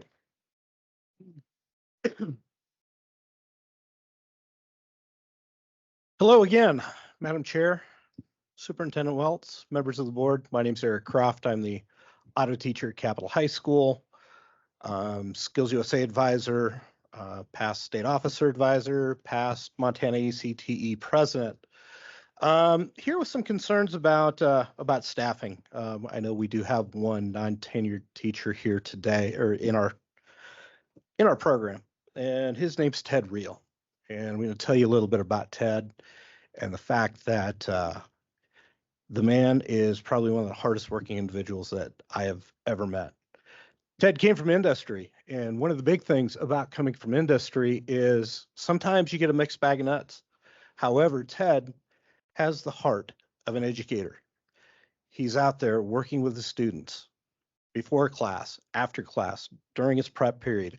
Even if they're not his kids, he's out there, he's showing them, he's teaching. Okay. With that being stated, next year he was scheduled to have 90 students for his class load. My question is if he is cut, what's going to happen to those 90 students? Because after all, in education, we're not here about us. We're here about these kids. What happens to those 90 kids, or some of those 90 kids that don't ever get to realize their potential or their place to fit in? So their Skills USA club or their FCCLA club, whatever it may be, whatever club they're a part of, right? So if they never get a chance to realize that expectation because of the class load being full on the classes that are out there, education is supposed to be inclusive. With the reduction in CTE teachers, we are now making anything in trades and industry and CTE exclusive. It's the people that win the bids or happen to get the lucky draw of a card or a straw that come into our programs. We should be, and we are, and always have been there for every student at Capitol High School. Myself, Tom Kane, Jim Weber, Lucas Canny, and of course, Ted Reel, we all realize that these kids are our future. Right now, we just had some levies that didn't pass. One thing that we all look at, and from a business sense, is return on investment, right?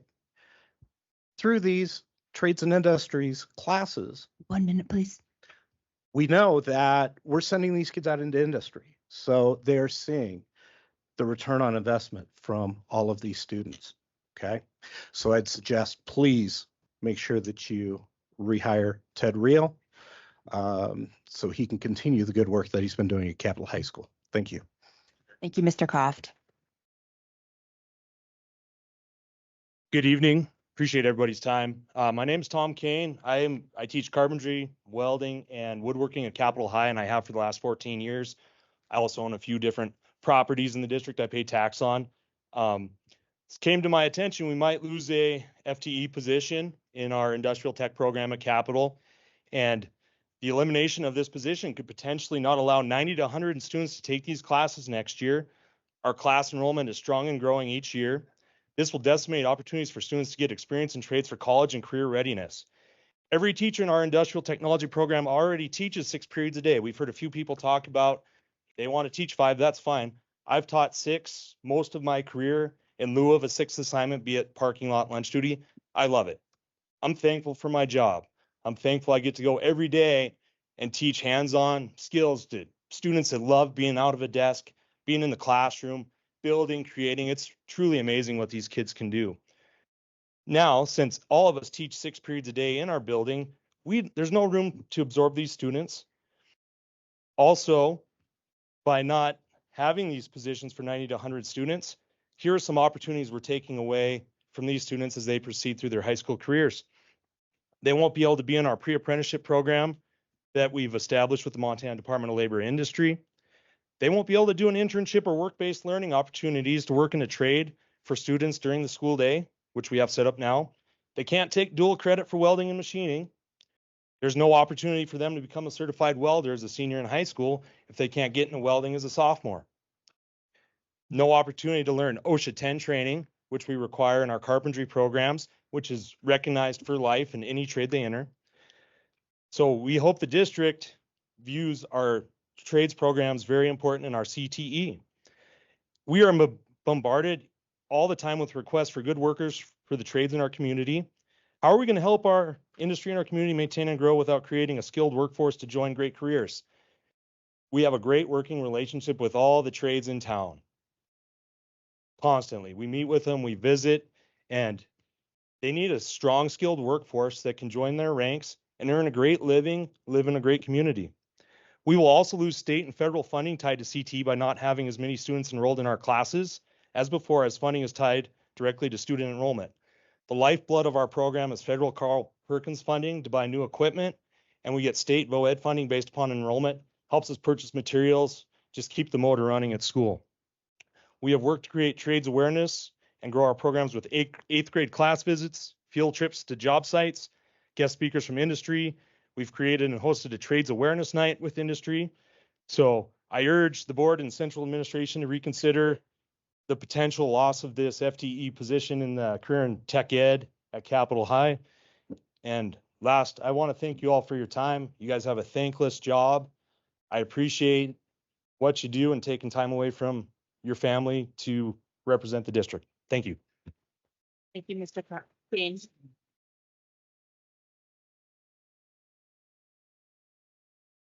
Hello, my name is Molly Schmidt. I've been an educator for 23 years, 20 of which have been in Helena. I hold a bachelor's degree in elementary education, a master's degree in reading and literacy, and I am also a national board certified teacher. I am a parent of a student in our district. Together, we share an awareness of Helena Public Schools guiding principles, and I ask that you keep those in mind as you make difficult decisions. Maintaining manageable class sizes is vitally important and supports these guiding principles. Adding 1, 2, or 5 or more students into a classroom makes a significant impact on classroom environments. Smaller class sizes are equally as important as new curriculum materials or technology, allowing teachers to differentiate and meet the needs of every student. Smaller class sizes create appropriately challenging and accommodating learning environments, as well as establishing and maintaining relationships with students. Physical education and music must remain part of the curriculum and continue to be taught by qualified educators. It is not in the students' best interest for classroom educators to absorb these roles. Children deserve to have opportunities that are valued beyond traditional core subjects. Students need a well-rounded education with opportunities to participate in physical activity, health, music, and arts. Reducing the number of counselors and reducing or consolidating special education programs would be harmful to students. Physical and emotional outbursts are too common in our classrooms. These outbursts can involve yelling, swearing, throwing objects, and physical assault on teachers, staff, and other students. A chaotic environment leads students to feel unsafe, anxious, and unable to concentrate on learning. Access to qualified counselors and special education programs gives students with significant needs the support and resources they require and deserve. This support also reaches into the general education classroom to provide a calm and safe place for students to learn and grow. Chaos cannot become the norm in our classrooms. We need emotional support services and specialized special education programs. Every child deserves to feel safe at school. The items I've spoke about this evening come directly from the Budget Consensus Committee list. The recommendations I've mentioned have detrimental impacts for a large percentage of students. I ask you to review the prioritized list and look for items that have the least direct impact on students, no matter how uncomfortable or unpopular they may be.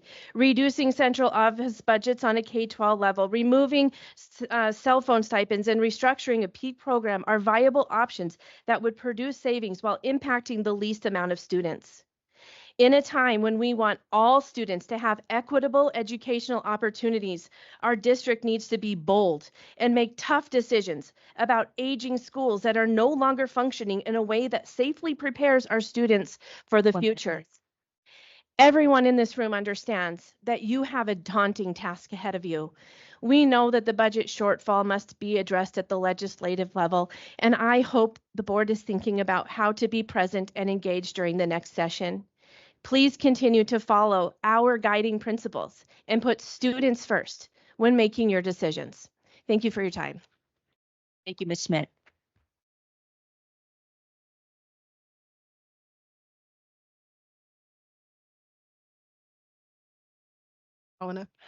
Hi, my name is Erica McMillan. I am a school psychologist in the school district, a taxpayer, and a proud aunt, not a parent, but an aunt of a student in our schools.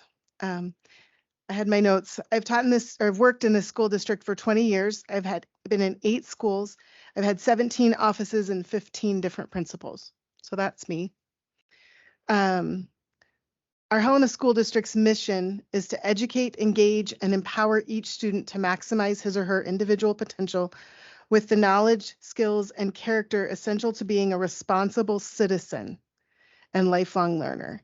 I want you to remember that as you're making your decisions, as it informs a lot of our different things.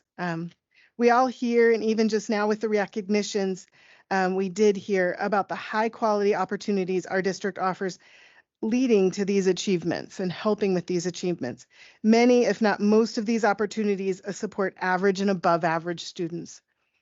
These are often students who receive more of your, our, and our community bandwidth and attention, and they should. That's to be celebrated. However, today I want to speak on behalf of students for whom many of these activities or attention is somewhat out of reach.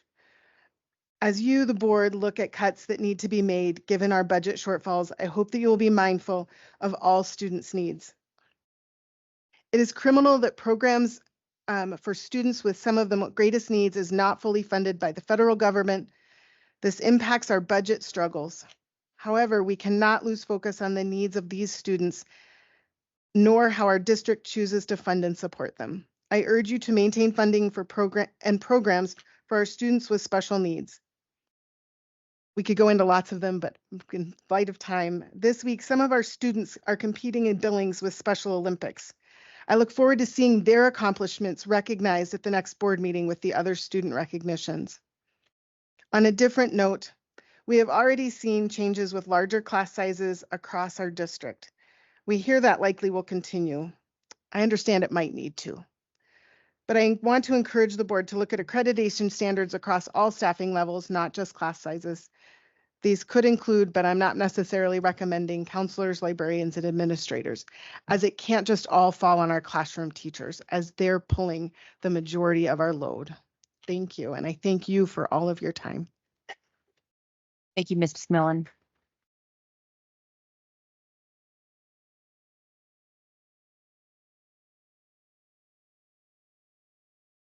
My name is Emma Schmidt. I'm an elementary teacher and a mother of two. My oldest child is going to start kindergarten next year at Helena Public Schools. Thank you for making the tough decisions regarding our budget and looking out for our district students. This is a very difficult position to be in. I urge the board to follow the plan outlined by the Budget Consensus Committee.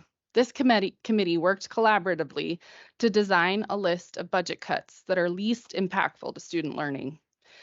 The group was made up of stakeholders that truly understand the impact these cuts will have on our students and staff. Specifically, it is vital our district maintains our high-quality music and physical education instruction, taught by experts in their field.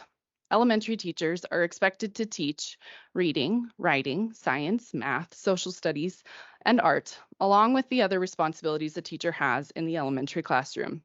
If we are also asked to be experts at music and physical education, the quality of that instruction will suffer. Our students are so fortunate to get 60 minutes of high quality music and PE instruction weekly. This sets these students up for a higher quality of life. Please prioritize keeping our amazing PE and music teachers that positively impact every elementary student weekly. Thank you. Thank you, Ms. Schmidt.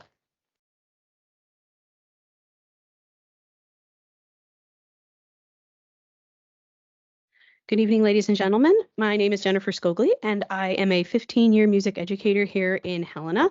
I'm a taxpayer here. I am also a member of the Montana General Music Teachers Association, as well as the Montana Bandmasters Association, and was fortunate enough this year to be nominated and be in the running for Helena Educator of the Year. I would like to point out a few things for the board and administration to consider while we face this financial crisis. Helena has always prided itself on educating the whole child. Part of educating the whole child includes PE and music. We need to have highly qualified educators to serve in these positions if we are serious about educating the whole child. Helena has always been competitive in regards to being the best and having the best educators and doing the best by our students. Right now, our elementary music contact time is working incredibly well to allow us to educate every K-5 student, and we have a very professionally active, innovative elementary music team to deliver this curriculum. This all comes back to educating the whole child. If we want to be the best, we have to do the best by our kids. Thank you for your time. As somebody already said, I know it's probably a thankless job, but I couldn't do what you do, so thank you for your time. Thank you, Ms. Scogli.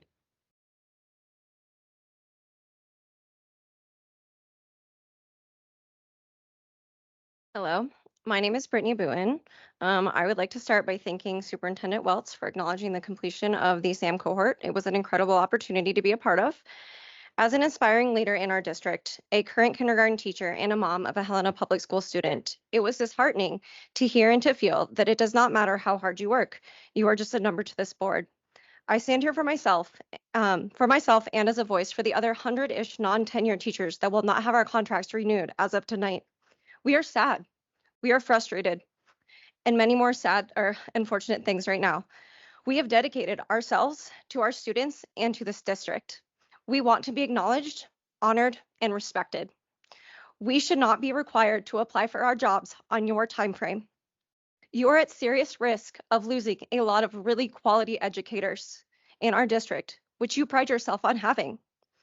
Please consider my thoughts, my concerns, and the other 100-ish people that you are impacting by that decision when you think about us and every other student in this district in your decisions moving forward. Thank you.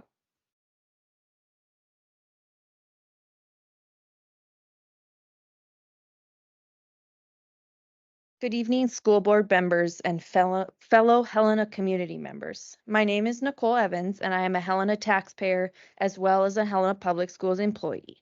I stand before you today as a product of Montana's public education system, and because 15 years ago, when my world was very dark and scary, music education in my Montana public school and my relationship with a highly qualified music educator saved my life. To begin, I want to say that I fully honor the challenges facing this board and our community in light of the levy failures. While this is not where any of us wanted to be, it's time to make some decisions. And as a tenured teacher who stands to lose their job based on your choices, and would likely need to move from Helena in light of that, I implore you to, while carefully considering your options, also move on these decisions with a sense of urgency that we all deserve. Now on to the details. In my last 5 years in the Helena School District, I have worked in 4 different buildings under 6 different administrators, soon to be 7, hopefully, if I get to stay next year. Currently, I have the immense pleasure of teaching music to approximately 450 of our 4,200 elementary students every week. I chose to teach in the Helena Public Schools 5 years ago because of the quality of education it provides, including high quality music education for every single elementary student. As you have already heard from many of my colleagues, the quote, restructuring or eliminating of elementary music and PE will have a dire ripple effect in every Helena student's life, as well as the ability of our remaining colleagues to continue on and sustain their own careers while being asked to teach even more subjects they feel unequipped for, while losing more planning time. While I believe you already know this final point, I would be remiss to not say it. Music education is literacy, it is math, it is science, it is social studies, it is social emotional learning, it is mental and physical health for every single K-5 student in our town. And I believe our students and our community need it. Thank you for your time. Thank you, Ms. Evans.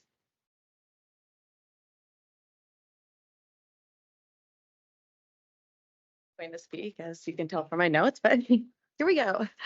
All right. Good evening, Madam Chair, School Board Trustees, and Superintendent Welts. My name is Shanna Berry. I'm an educator, a taxpayer, a community member, and a parent of a student within the district. I want to speak on why we're here. I think we can all agree that we are here for students. Listening to the awards tonight brought butterflies to my stomach and tears to my eyes. Hearing students speak on being recognized shows what a phenomenal job teachers and this district are doing to support kids in all areas and all subjects. I don't want to lose this. How can we support kids? Keep teachers. Keep low class sizes. Every child deserves to be seen. Every child deserves to have a relationship.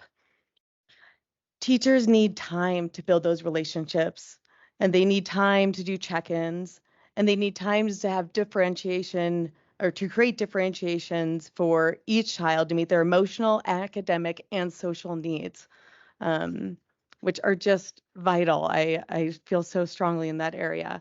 I'm a parent of a 3rd grader. She's quiet. She is a rule follower. She's academically average, but she also has anxiety. I never worried about her because she was in a class size with 18 students. I knew she would not be overlooked. If she was in a class size of 20, plus students in those formative K1, 2 years, there's a good chance that teachers would be busy with, I mean, it's a lot of work and we're very busy. That was not in here, but it's true. I think there's a chance she would have been overlooked. Let's see. And let's talk about space. Kids need space. We need a calm down area. We need personal workspace. We need flexible seating, accommodations. Rooms are only so big. It's just not viable to pack these students in there. Now I'm getting nervous. All right, management. The more crowded the classrooms, the more behavior issues. There's less time to teach. And time. I don't know if you've been in a K1 classroom recently, but getting 17 kids ready to go outside to recess on a snow day versus 20 plus, that's a lot of gloves and boots and coats to zip. And that's just one aspect of our role as teachers. I ask that you make your choices based upon what is best for all students, what directly affects them. Increasing class sizes would be detrimental to students socially, emotionally, and academically. In addition, reducing or consolidating special ed programs would be a disservice to all students. There was one more, music and PE. I also agree. I am definitely not qualified to teach either of those subjects. Our kind music teacher over here listed so many instruments I've never even heard of. So props to you. I think some areas, not getting rid of peak, but we can restructure it. At Rosser Elementary, we have 4 students that use an entire school bus once a week to take them to and from the program. I think pushing in could be some cost savings. Please come into the elementary school, substitute teach if you have time.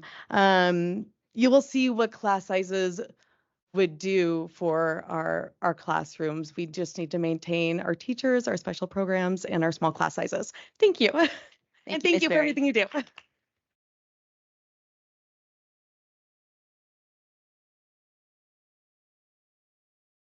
So my name is Cassandra, and I'm the parent of an elementary, a 3rd grader, and a kindergartner next year. I'm also the wife of a high school teacher. I'm sorry, I didn't catch your last name. Oh, sorry, Cassandra Real. Real? Yep. We moved to Helena from Butte when my husband was hired, and my family is thriving here. This is the community we really want to raise our family in. I stand before the board today to recommend an idea. I listened to the Budget and Finance Committee meeting today, and a comment was made about not wanting to have to fundraise and to protect that interlocal fund. That makes sense. But it made me think, why can't we fundraise for our general fund and for our teachers? I don't believe the mill levies failed because people are not willing to help these schools. This is a community that's very proud of their schools and very proud of being multi-generational residents of Helena. I believe the mill levies failed because it is so difficult and time consuming to understand where the money goes and why more is needed if you are not in education. The board put together a committee to prepare the possibility for mill levies failing. This was clever and proactive. I petitioned the board to consider creating a similar committee that explores grassroots fundraising for the general fund. Even if you could only raise an average of $50 per child in the district, that is still $250,000. Losing teachers and vocational training programs is a devastating thought. I am a graduate of a vocational training program. I know how important it is for kids that by choice or by circumstance are not going to pursue a 4-year degree. In summary, I know there's no way to fundraise out of the current situation. But I believe if there were clear and very simple opportunities to directly pay for teachers and programs that people care about, our community would be willing to give what they could. Thank you. Thank you, Ms. Real.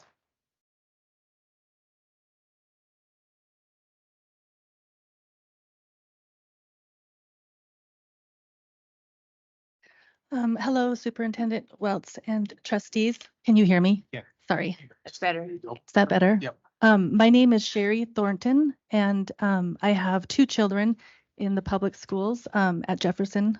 And I spoke with you guys a couple months ago also, or shared with you. Thank you for this opportunity today. First, I want to say how sorry I was to learn that the levies didn't pass. No doubt the weight of it all has been heavy on all of you. It's like you have a huge break in the water main and the water is leaking and you all have been pressing your thumb against the hole, waiting for the plumber to show. As parents, we know and we understand there is a statewide epidemic. The true answer may be with the legislatures and state funding, and maybe they're the ones that need to show up and fix the leaking water main. As a parent, I want to pledge to you that I am committed to that work in the coming year, and that I have heard from other parents that they are too, to talk to our legislatures. As you face the difficult decision that you have coming up, I want to ask you to consider my comments. In March, I had the opportunity to chaperone and observe the 4th and 5th grade peak overnight trip to Montana Tech in Butte. I don't have the time to tell you each incredible moment, but let me tell you this, it was amazing. The peak program is amazing. I went there so nervous and scared to hang out with 4th and 5th graders overnight, and I left with the biggest smile on my face. You have some incredible students in this district. You also have some incredible teachers like Mr. Courier and Mr. Sleed. I had the chance to witness them for a good 24 hours, and they're some of the best educators I've ever had the chance to know. I also don't know who decided that cutting peak would be the 4th least impactful outcome to students. A small group of people, I know. But as a parent with a son who requires a program like peak, I beg to differ. Cutting peak would have a huge impact on not only my child, but hundreds more in our district. I shared with you his story a couple months ago, and I will send you those comments again should you wish to refer to them. In recent months, I have also been disheartened to hear that people in our community are spreading the misnomer that peak is an elitist program and an entitled program. It makes my heart sick. I hope my son never hears anyone call the education he requires that horrible and quite frankly obtuse comment.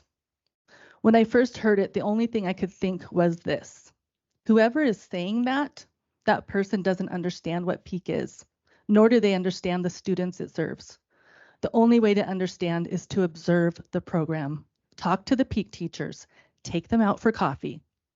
Talk to the parents, to the students. Take time to learn how imperative this long-standing and well-developed program is to our district as a whole.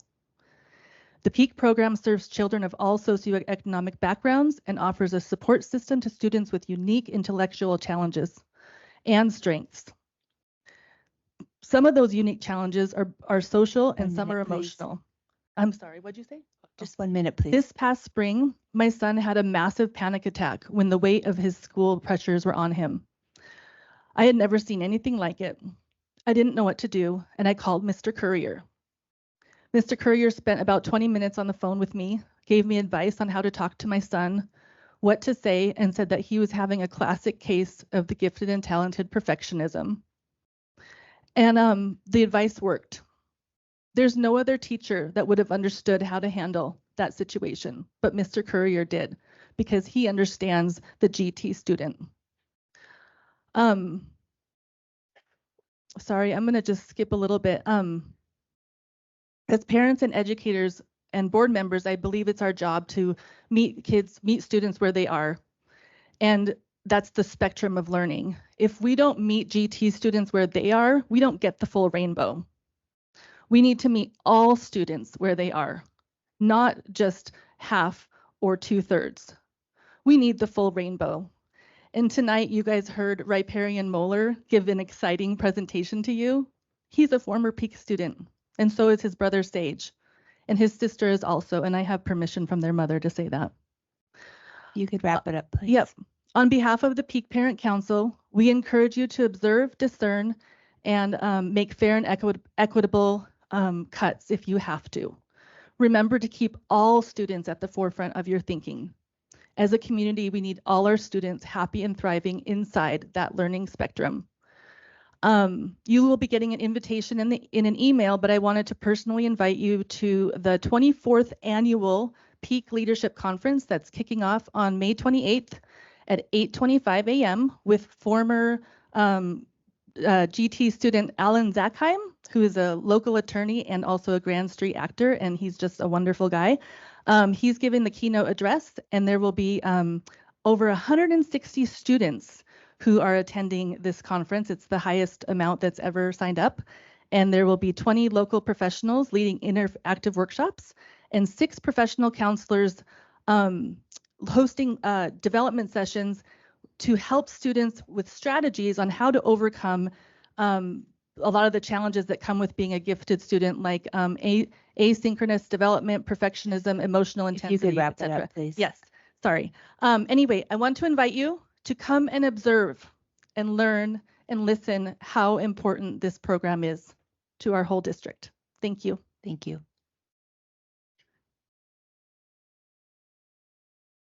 Any other public comment?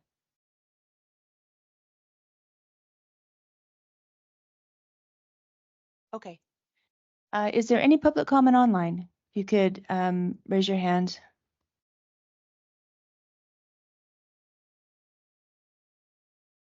DeWolf King.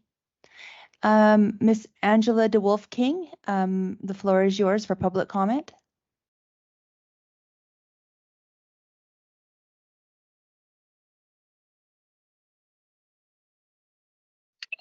Good evening, Chair Hawthorne. Can you hear me? We can, thank you. Oh, great. Thank you. First, thank you so much for the opportunity to give a public comment online. I'm sorry that I cannot be there in person, but my professional life has me across the state. But my name is Angela DeWolf King. I am a resident of Helena and a mom to a second grader and a soon-to-be kindergartner in the district. I just wanted to say this evening that I certainly don't envy the current budgetary environment that this group finds themselves in. I appreciate and applaud your efforts in creating a budget consensus committee to plan multiple pathways forward. And I just want to express tonight that, as probably like all of you, the students, staff, and residents of Helena, we shouldn't have to endure any of these cuts. It breaks my heart to hear all of these public comments this evening. As taxpayers, we are all paying more, and as is very clear tonight, we are frustrated that we are getting less. I want to thank the board and the superintendent's commitment to trying to educate the families of the district to understand that while yes, you are paying more, your money isn't going to your local schools. What I don't understand and where my frustration really lies is who is responsible for protecting my kids and Montana's children to their right to a quality education. Our Constitution clearly states what our children are afforded, and what I hear about the types of decisions that you're having to make, there's a clear disconnect. I fear that our great state is setting ourselves on a path where only our districts and our communities that can afford to pay more at every ask will be able to continue to provide the kind of education that our children deserve. And as the group that is responsible for determining and balancing this budget, I just thoroughly and encourage you to explore what different avenues are available to secure those constitutional protections of our children and to protect the educational environments that our teachers and our staff deserve. I want to give a shout out to what is probably the situation in many schools. I know my child's school at Hawthorne was probably a heavy place after the announcement of the levies failing, and those teachers and staff have showed up every day with a smile to be brave and to be helpful for those students. If we find ourselves in a budgetary environment where we cannot meet the constitutional protections of our children, then we need to hold some decision makers accountable. Thank you for your time. Thank you, Ms. King. Is there any more online comment? Thomas Beatty. Mr. Beatty, if you can unmute yourself, you're up for public comment. Hi there, can you hear me? We can, thank you. Good evening, members of the Board of Trustees, Madam Chair, Superintendent Welts. My name is Thomas Beatty, and I'm speaking to you tonight as a parent of a kindergartner in the district, as a teacher in the district, and a taxpayer in the community. I want to echo, first of all, the sentiments of most everyone that spoke tonight, how I am deeply troubled by the decisions you have to make. I wouldn't wish your job on anyone, and I thank you so much for doing the work that you need to do. I really truly value you and appreciate the time and energy that you must spend doing that. My comments tonight are about the restructuring potentially of K-5 music and PE. I have two very real concerns about what that will do to my kindergartner, and I have a 3-year-old soon to be in the district as well. My first concern is the equity among students around the district. I think it's a major equity challenge when you eliminate, and I also hold the position that restructuring is akin to elimination of a lot of these programs for our students. There's a very real concern that those students of lesser socioeconomic means will not have access to these very real and important subjects in class. To me, these are not supplemental things, although they are less time during the school week. These are not supplemental subjects. These are core subjects that all students need to be successful and healthy individuals. My second concern is that, let me just quote what I heard you say earlier in the evening when we were listening to all the acknowledgements and recognitions. Part of our mission statement in the Helena schools is to provide a dynamic learning environment that meets the needs of every student. And I can't really think of an item on that budget advisory list that if you take action on it, it would do less or it would do more to disrupt that dynamic learning environment. To take music and PE out of elementary school, my gosh, my kindergartner just needs to move around. Like, he needs to be able to do lots of different kinds of things. And while I applaud the efforts of so many of our amazing elementary teachers, these are not supplemental subjects. These are incredibly valuable things every student needs to thrive. So I just wanted to make those 2 points clear. Thank you so much for your time and attention.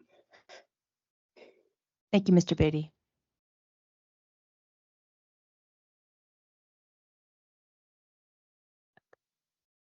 Matthew H.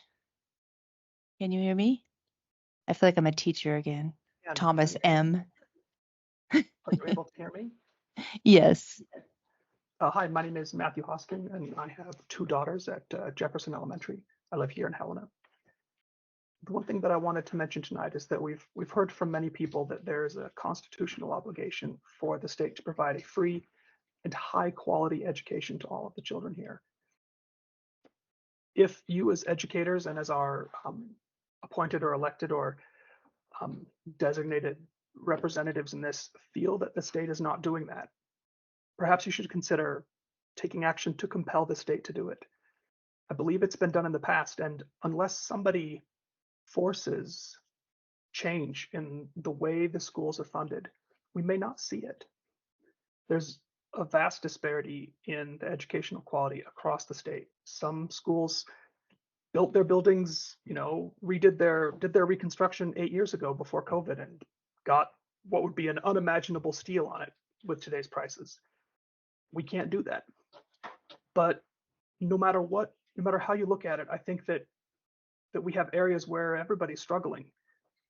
If, in your professional opinion as educators and administrators, with the funds the state gives us and the way that they're funded, you can't provide a high quality education, I think that considering whether taking legal action to compel the state to fund a high quality education is your responsibility. Thank you. Thank you, Mr. Hoskin. What are you doing, Candace? Okay. Is there any further in-person public comment? Okay. Seeing none, it's just 1 minute away from 8. Let's go ahead and take a quick recess, and we'll be back at 8:15.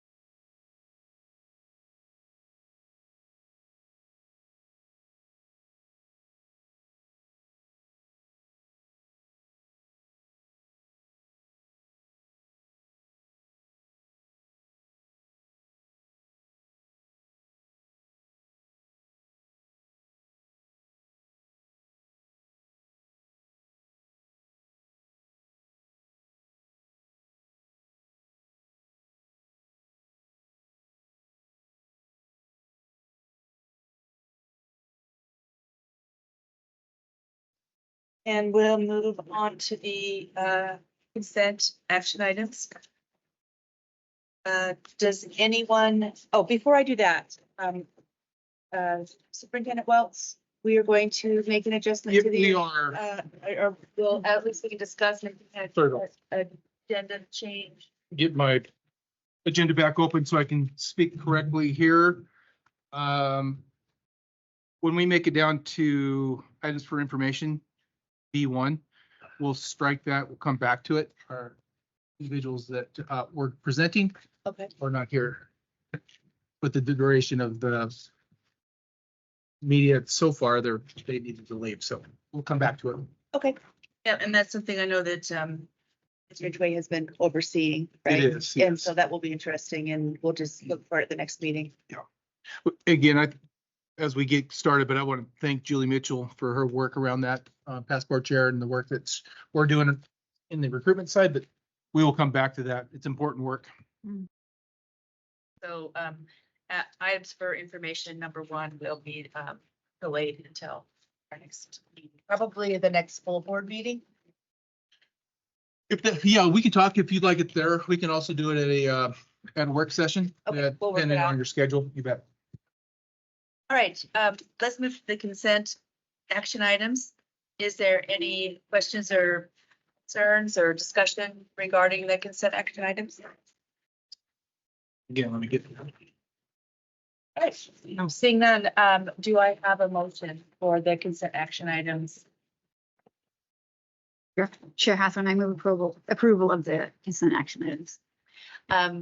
Motion by trustee McKee. Is there a second? I second. Second by trustee Thatcher. Is there any further board comments? Any public comment before we vote? Seeing none, all those in favor, please signify by saying aye. Aye. Opposed? Motion passes 7-0. Okay, moving on to items for information, policy 3410. Ms. Ridgway. So 3410 is coming to you for information tonight. It's a new policy that is required as a result of the last legislative session, which talked about the 2 parental rights bills that we discussed earlier. So this really spells out how health and physical screenings and examinations take place. Initially just says the kinds of screenings that we do, some of the health services that we provide, and then discusses physical examinations. And we, just for clarity, made some changes during the policy committee to say the district will not conduct physical examinations of a student without parental consent unless ordered by a court to do so, or there's a concern for the health or safety of the student or others is in question. Other than that, it's pretty standard and in line with the new statute. So information only tonight. We have always honored an opt-out. We have. Piece for that, so it's not really a change in our day-to-day operations, right? Okay. And we notice we do hearing screenings and vision screenings. We notice all of that in our handbooks. And then again, before we do them during the school year. So, yeah. Any questions for Mr. Ridgway? Chair, I have a quick question. Trustee McKee. Does a scoliosis screening, is that considered a physical examination or is that a screening? We don't do scoliosis anymore. You don't? It's not recommended. Worked for us. Okay. Work for this guy. Yeah, we stopped a few years ago. Good information. Yes. 6 years. Items for action, personnel actions. Superintendent Welts. Tee that up. We're on C. I was checking out. I thought we had somebody. We just had one, items for information. It was, yeah. 3410. Let me turn my page. Item for information, personnel actions. We pulled this off and put it into action in case we have comments again, the non-tenure side, what we've been talking about for a while, and then that's predominantly what's in the personal actions, of course, with others. But that's of most interest. No one wants to, that's not where we want to be. You know, we heard testimony tonight that, you know, it rocks people's world, and certainly understand that, acknowledge that. It also gives you, the board, the opportunity for flexibility so we can figure out where we need to be on a budget level. And so that's why we pulled that off. And so Ms. Mizell, if you'd like to tee that up for us. If I already did, I guess. You already did. That's okay. It's your part. So, as you've heard about this evening, we are in the process of trying to make staffing decisions for the 24-25 school year. It's a difficult and very complex process, given our budget, program needs, and the variables still unknown. And so the staffing process includes ensuring that tenured teachers with rights to a position have that spot within the district. And so in order to do that, to meet the necessary budget reductions and notification requirements, we are recommending approval of the personal actions as presented.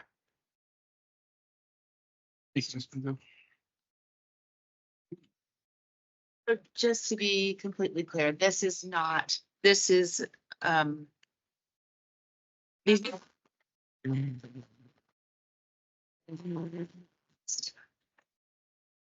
That is correct. That's correct. Excuse me.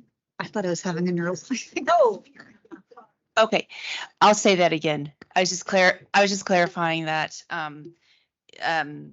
this is something that we need to do for non-renewals, but it's not a final decision at this point. It's a final. Yep. It's a final decision with respect to the non-renewal of these Non-renewal. non-tenured teachers. But does that mean that there will be non-renewed for sure? That's what this means, but that doesn't mean they can't come back. Doesn't mean that some may not be extended an offer of another Okay, contract. I guess that's what it means. year. But it's, Or we if it- don't, well, that we don't know what that next step would look like. Right. For those that, if the action is that they're non-renewed, however, if we go through the process and they are successful in being identified and they sign a consecutive contract, there's basically no harm to them. Okay. They retain their NT2 or NT3, or they would become tenured if they're NT3 currently. So as long as there's no break in their contract, they maintain their status. Okay, that's, yeah. Yeah, What I but there's a meant, I was process a we little need to bit go more of a through. technical answer, but yeah. Yeah, there's a process we need to follow, again, to ensure we're following the contract and to ensure that we're meeting legal requirements. Right, and I guess the reason that I'm asking that is several tenured or several teachers have reached out to me, and I have explained, maybe not as gracefully as I should, that it's not, it hasn't been executed yet. It's more of the steps that we need to take, and we don't know exactly how we're going to end up. This is a process we need to go through. There will still be opportunities to finalize staffing decisions and for people to go through a process to secure employment. Okay.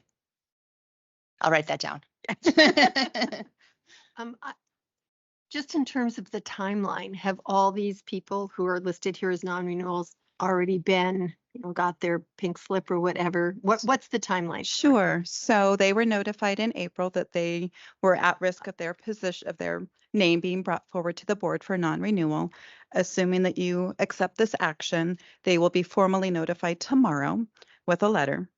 And then we will go through the process of identifying what teaching assignments we have, where we're going to be looking to fill positions, how we're going to be filling that. And again, following the collective bargaining agreement to go forward to make that a legitimate and fair process. And I'm sure that's all explained in the letter too. Not exactly, no, but we are available to answer questions. We've been working with principals. We've been providing talking points. I'll be available to go out and talk to anybody who needs additional information. There's still a level of uncertainty at this time, which I know is really challenging as we continue to work through exactly where our final vacancies are going to be and what we will be advertising and filling. Because again, there's a process we have to follow to ensure that tenured teachers have their rights met first as we move forward in the process.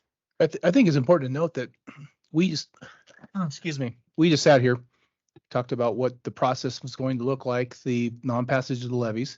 We heard people say what is near and dear. I've noticed that we're going to do special board meetings so you can start talking about what this is going to look like And so until you and we figure out where we're at, that determines the level of staffing for our next steps. So we have some work to do collectively as a board so we can know where we're at around our staffing. So there's a lot there. And we, again, as I noticed and stated in my superintendent report, timing's going to be important, and I want to expedite this because we have people that are relying on us. Their careers, their place in this community relies on what we're doing. Not to make that any heavier than it is, but that's where we're at. And that's why we haven't been able to be scriptive and specific of this is exactly what's going to happen, because there still are many variables and still decisions to be made. And so once decisions are made, then we can be very prescriptive about these are the steps to take. But at this point, we're still working through those pieces. Trustee McKee, did you go? Trustee Beaver? Do those people have to reapply for positions that are open, or do we have the option of hiring without application form? So the answer is it's going to depend. Again, we're going to follow the collective bargaining agreement about what the process is for filling vacancies. So we have opportunities there are opportunities there, and we're working through that process. We're going to try to keep it as simple and as streamlined and burden-free as possible, but we're still working through all of the parts and pieces, again, depending on what the dominoes are going to be, what the outlook is. And again, we have to follow the collective bargaining agreement as far as advertising, allowing transfer opportunities and things of that nature. So it's a complex piece, and until some other decisions are made, I can't tell you specifically what that prescription is going to be. Some positions, yes, people will have to compete for them, but not all, and I don't know the numbers yet.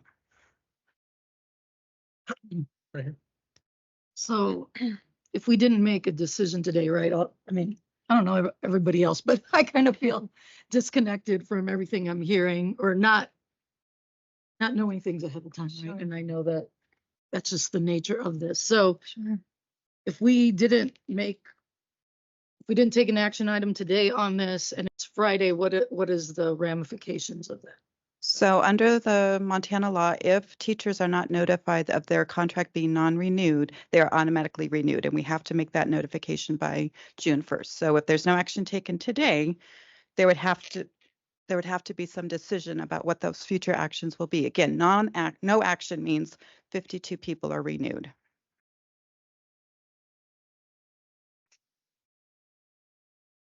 What's the deadline? Yeah. Trustee McKee? Madam Chair, if you want to, me or you? Trustee McKee, I'll get to you next. Okay. I just want to make sure that I'm clear in my head about what's going on. So, and it's kind of what we did last year. Mm-hmm. Our tenured employees, they are tenured, they cannot be let go.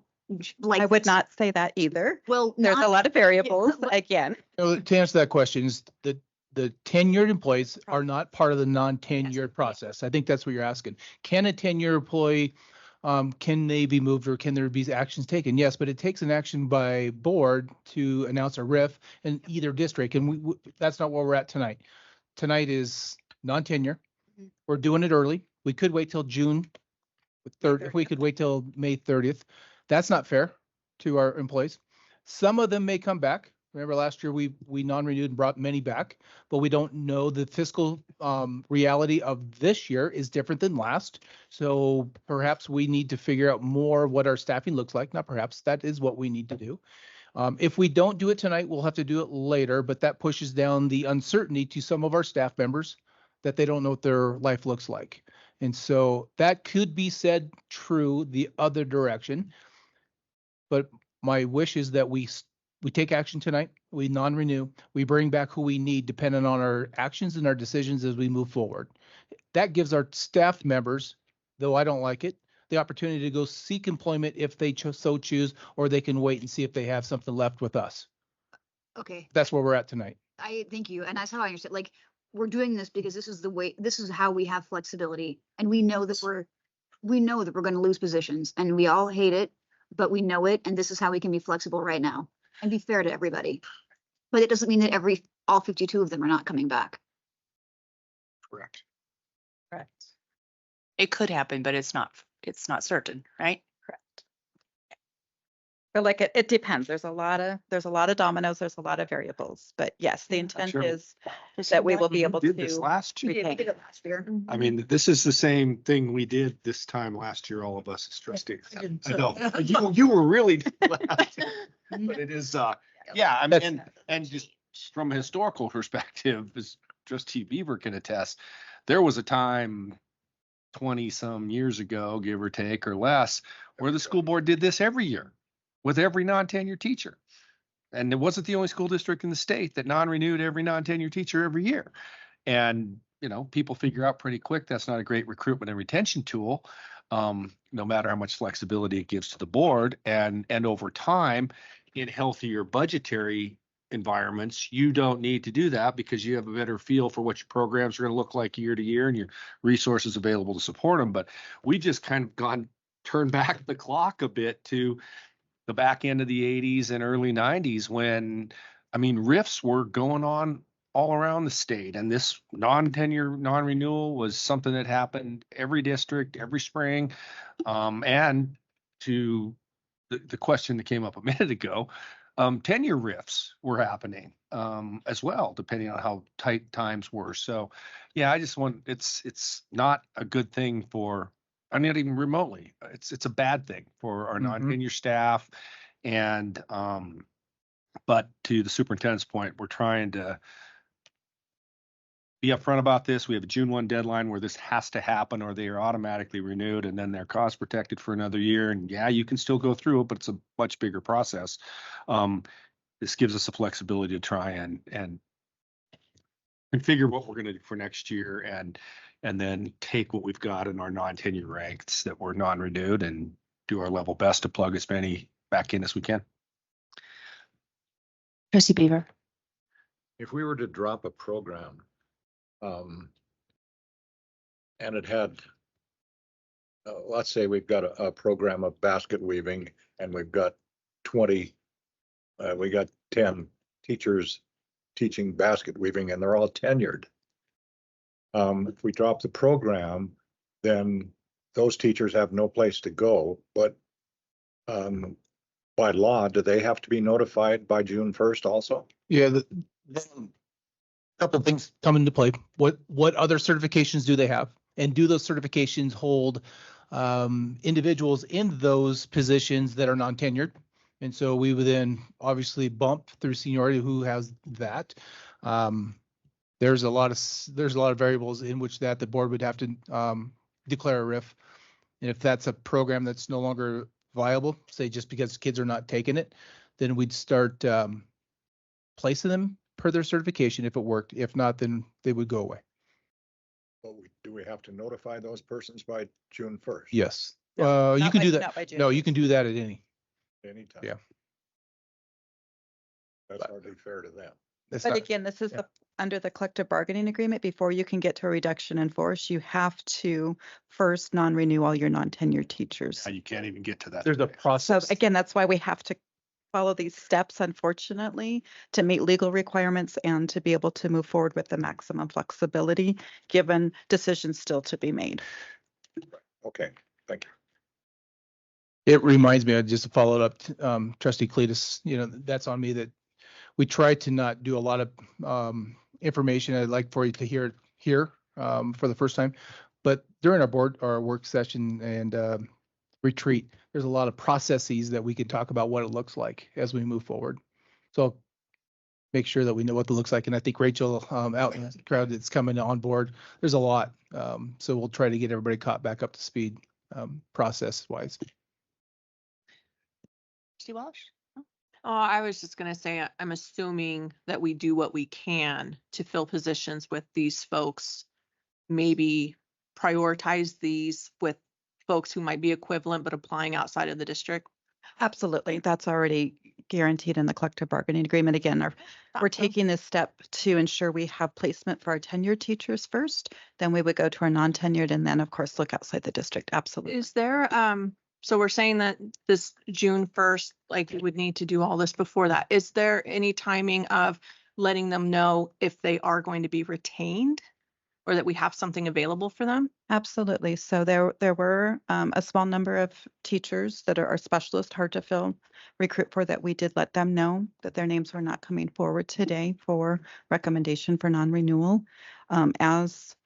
However, after this step is, assuming the board takes action today, then again, the process is a little bit different going forward. But again, we will make every step to streamline that and make it as least cumbersome as possible. Again, following the rules of the collective bargaining agreement. Did I answer your question? Yes, it did. Thanks. But I appreciate your comments, Superintendent Wells, that we thoughtfully need to expedite it as quickly as possible so that we make the decisions that we need and that we can retain or notify it as quickly as possible. Uncertainty is hard.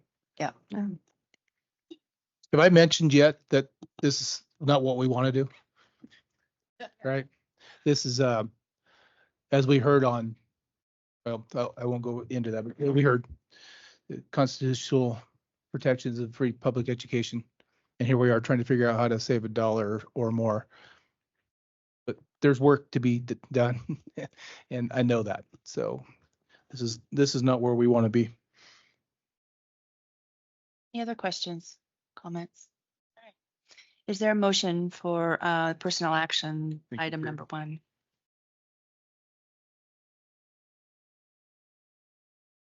Madam Chair, I move we approve personnel action items as identified in the agenda packet. Motion by trustee Hindoin. Is there a second? I'll second. Second by trustee Walsh. Is there any further questions or comments before we move to vote by the board? Is there any public comment? Okay. Seeing none, all those in favor, please signify by saying aye. Aye. Aye. Opposed? Motion passes 7-0. All right, the next one, approval of resolution requesting county to conduct the 2025 elections. Is that Miss? Miss Mickelson, we're all looking at her.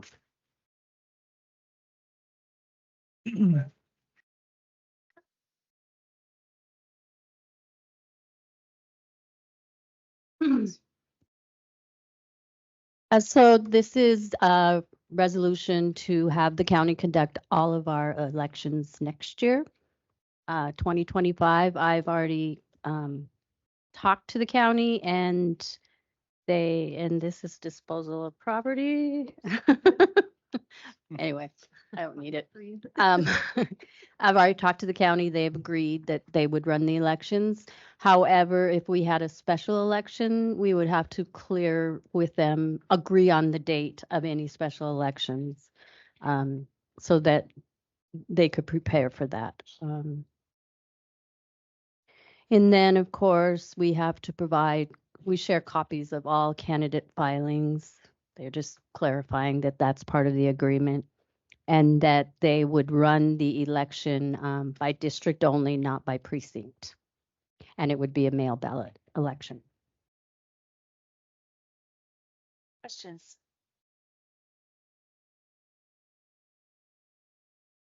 And I just think they do a fabulous job. And I'm going to say it on record. I'm glad we're not Cascade County. I was gonna, they might be looking for work. They can't fold them. We're happy. Good. Yep. Urban Thank you. Oh, One question. actually, question by trustee Beaver. Why have we gone to eliminating precincts? In the past, it has been recognizable then that if a precinct did not vote affirmatively for a levy or something, we could then go to that precinct and concentrate our efforts in rectifying that particular problem. But if it's just by district, we don't have a prayer where negative votes are coming from. And I don't know the county's reason for that. I was just told they will not run it by precinct. It is not our decision. We would prefer it by precinct. We want that information.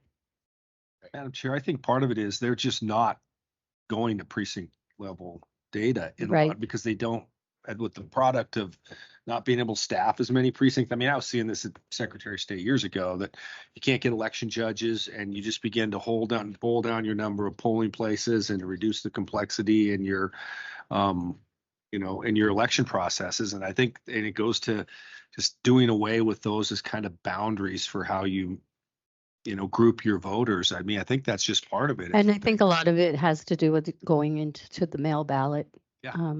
election process. It's just so hard to nail that down by precinct.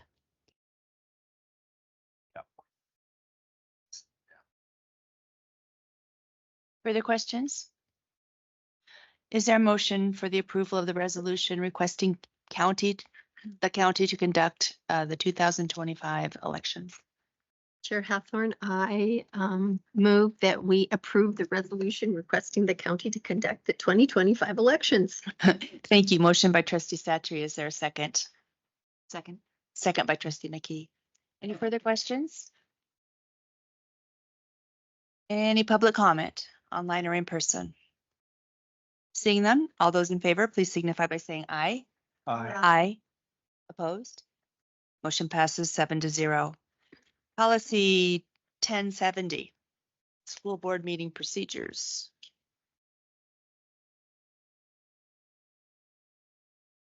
1070 will become 1420 in a decades-long renumbering process. This is a revision to an existing policy that you saw last month. The revision just documents that you record meetings and post them and maintain them online for a year. No changes since the last time you saw it. Any questions for Ms. Ridgway? Okay. Seeing none, is there a motion for policy 1070? Chair Hathorn, I move approval of policy 1070 as presented. Motion by trustee McKee, is there a second? I'll second. Second by trustee Walsh. Any further discussion or questions? Any public comment online or in person? Seeing none, all those in favor, please signify by saying aye. Aye. Aye. Opposed? Motion passes 7-0. Policy 1240. 1240 is duties of individual trustees, and you'll notice that we have stricken lines 18 and 19 since the last time you saw it. And that's a result of the advice of council during our last policy committee. Otherwise, no changes. Any questions for Ms. Ridgway? All right. Is there a motion for policy 1240? Chair Hathorn, I move that we approve policy 1240 as presented. Motion by trustee Cletus. Do I have a second? Second. Second by trustee Satchery. Any further questions or comments? Any public comment? All right. All those in favor, please signify by saying aye. Aye. Aye. Opposed? Motion passes 7-0. Policy 2165. This is a new policy which addresses early literacy targeted intervention, which we talked about a little bit earlier. That's the program for 4-year-olds. And there are no changes since the last time you saw it. One of those good policies. Great new program. Any questions? Do I have a motion for policy 2165? Chair Hathorn, I move that we approve policy 2165 as presented. Motion by trustee Satchery. Is there a second? I second. Second by trustee Cletus. Any questions or comments by the board? Public comments? Seeing none, all those in favor, please signify by saying aye. Aye. Aye. Opposed?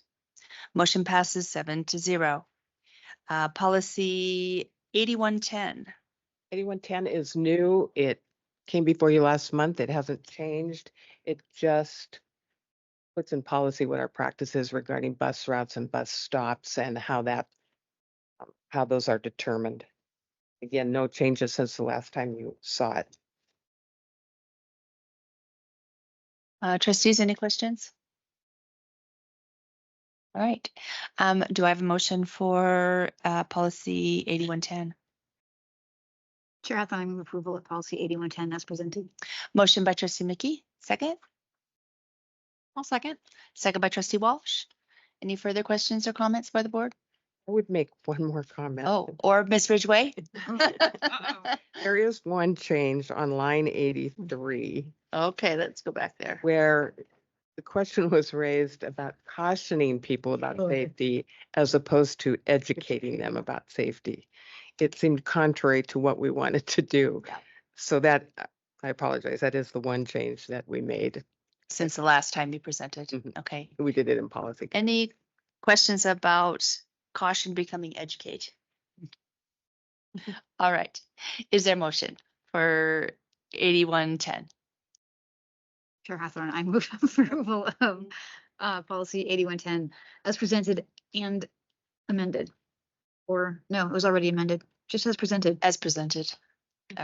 Motion by trustee Mickey. Is there a second? I'll second. Second by trustee Wash. Any further questions or comments? Public comment? Seeing none, all those in favor, please signify by saying aye. Aye. Aye. Opposed? Motion passes 7-0. Policy 3035, student. So I want to preface this by saying that the policy committee, which is, by the way, one of the most exciting committees, is reviewing policies now that haven't been looked at in a number of years, sometimes 10, sometimes longer. And one of the things that we discovered, and we're bringing this for action, even though you haven't seen it before, is this policy on student appearance is not a required policy. We don't need it anymore. Council recommends repealing it.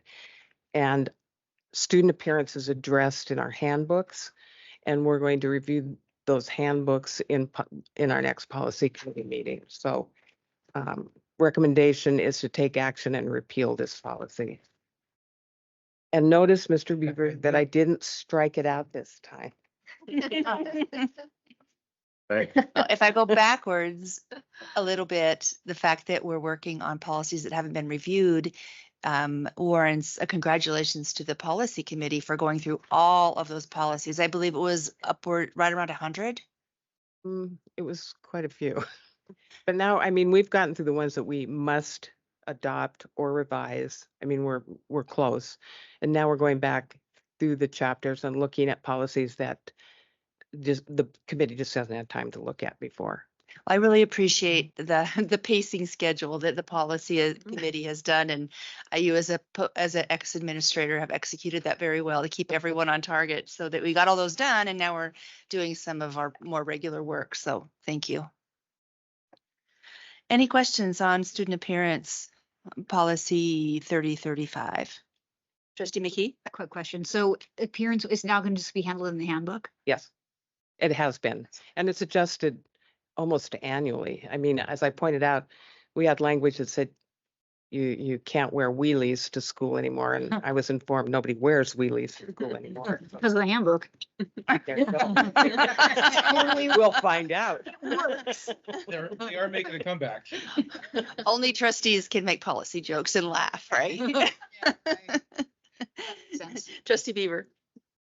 What does that do to students who are, what, furries? Fuzzies, what are they? Oh, jeez.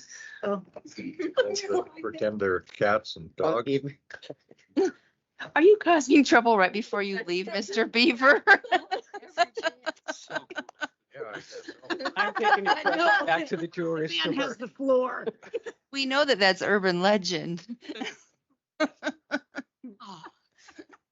I think we refer back to anything that's causing a disruption in the school environment that'll get addressed. And so there are students that'll wear a baseball cap if they have some sort of a head garment on, it's causing disruption. Our principals will address that immediately. Sex, drugs, alcohol, tobacco, those things on people's shirts, if they're causing them, that's will be addressed in the student handbook. Madam Chair, just for context, from the standpoint of the policy committee, when we were looking at these, that really, this one and the next two are really ones that were like, are they, and in consultation with the board's legal counsel too, are these really things we even need or are required to have a board policy on, when the pragmatic reality is these are things that are dealt with as student standards of conduct in the handbook. There's no legal problem with using that as your platform as a basis for managing student rules. And it was just a matter of trying to maybe clean up some things as we have a Good. opportunity to do it. And that's is really what this is to the superintendent's point. It's a standard that is in the handbook. It's a standard that is the standard. It can't disrupt the educational environment. It's managed at the building level and at the grade level by handbooks. And so that's where we were coming from as a policy committee. Any further questions? Are you okay, Mr. Beaver? Okay, do I have a motion for policy 3035? Chair Hathorn, I move that we repeal policy 3035. Motion by trustee Cletus. Do I have a second? Second. Second by trustee Satry. Any further questions or comments? A public comment? Okay, Matthew, can you hear me? Yes, I can. Okay, we can hear you. Go ahead. Since he's leaving, I just thought I would ask, did we have someone named Mr. Beaver make a joke about kids dressing as animals in school? I think that might have been off the record. Just just glass houses and thank you. Thank you.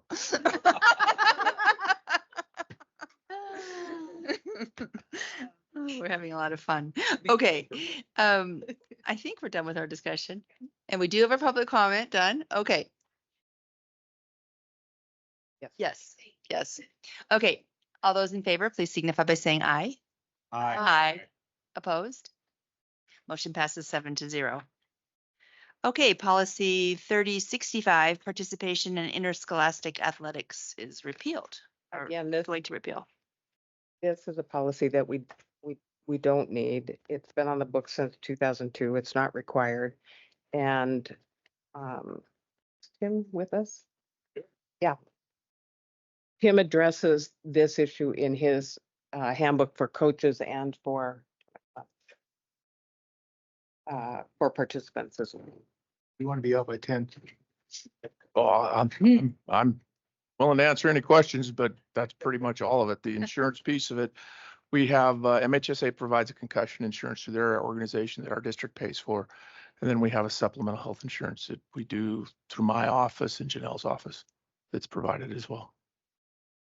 And we address that again in the handbook. So Mhm. parents and Both. coaches and Coach's handbook families. and then the participant student handbook. Any questions for Mr. McMahon or Ms. Ridgway? All right.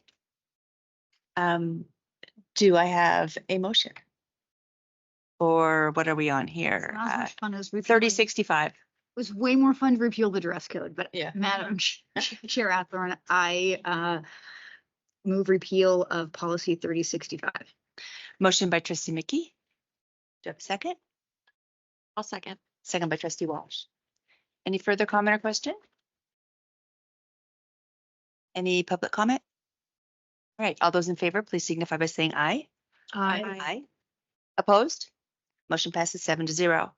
And the last policy for tonight is policy 3066, obligation of students participating in school-sponsored activities for repeal. And you'll see this was adopted 29 years ago and updated last in 2002 and 2007.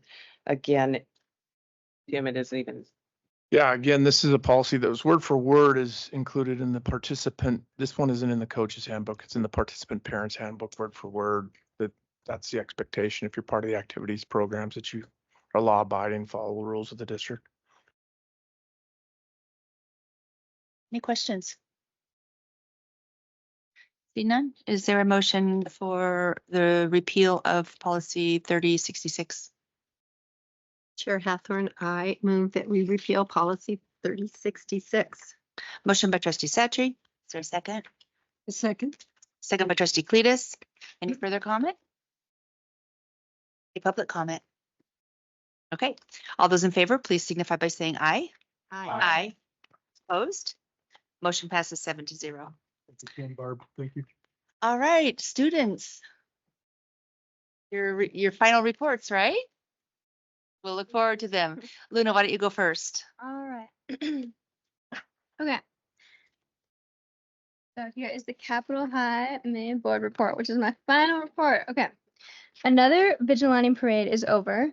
And as always, the parade was a great community event. And I'd like to give a shout out to all of our students who participated on a float, played in the band, carried a flag on horseback, or marched with the cadets. And then the CHS counseling staff has been administering AP exams these past couple weeks, both in the building and at various other locations in the community, such as Doubletree. And we've ordered a total of 656 AP tests for this spring. During the recent student voice meetings that are organized by Ms. Kidder and the MTSS team, the idea of an intervention time was discussed, and intervention time is kind of just like a study hall period that the whole school participates in. So on the Vigilante Parade workday, various Capitol High teachers visited Hellgate High School in Missoula to observe their built-in intervention time and to discuss this time with Hellgate staff. And then we had a staff meeting last week in which teachers who made that visit were able to discuss their experience and what they saw. So that's in the works, but we're not committed to anything. The annual senior grad walk is going to occur next Wednesday morning at the West Side Elementary Schools. And next Monday is the choir dessert show. So that's where Capitol choirs will close out their year with their final concert and their dessert show at the Capitol High Gym on the evening of Monday, May 20th. The theme for this year is musicals of the stage and film, and you can expect to hear tunes from Hamilton, The Greatest Showman, Pitch Perfect, just to name a few. Please contact Mr. Thomas Beatty if you're interested in purchasing a ticket for the show. I think that you can go and sit on the floor for free, is what I was told. But if you want the desserts, you have to pay $10. All right. And I also just want to say thank you so much for the opportunity to sit with the board and give back to the Helena School District this year. Really enjoyed your work here, so thank you. Yeah, well, okay, following up Luna's, I just want to say thank you to HEF and all the students that attended last night. Over like around 50, I think, students from the Helena area were acknowledged in the celebration of excellence, and these students were recognized as distinguished scholars or achievers, which then selected an educator that had a significant impact on their educational career. And I know last night there was not a lot of dry eyes hearing some of the stories of students. We are currently in the middle of AP testing, with it wrapping up at the end of the week. From Helena High, 404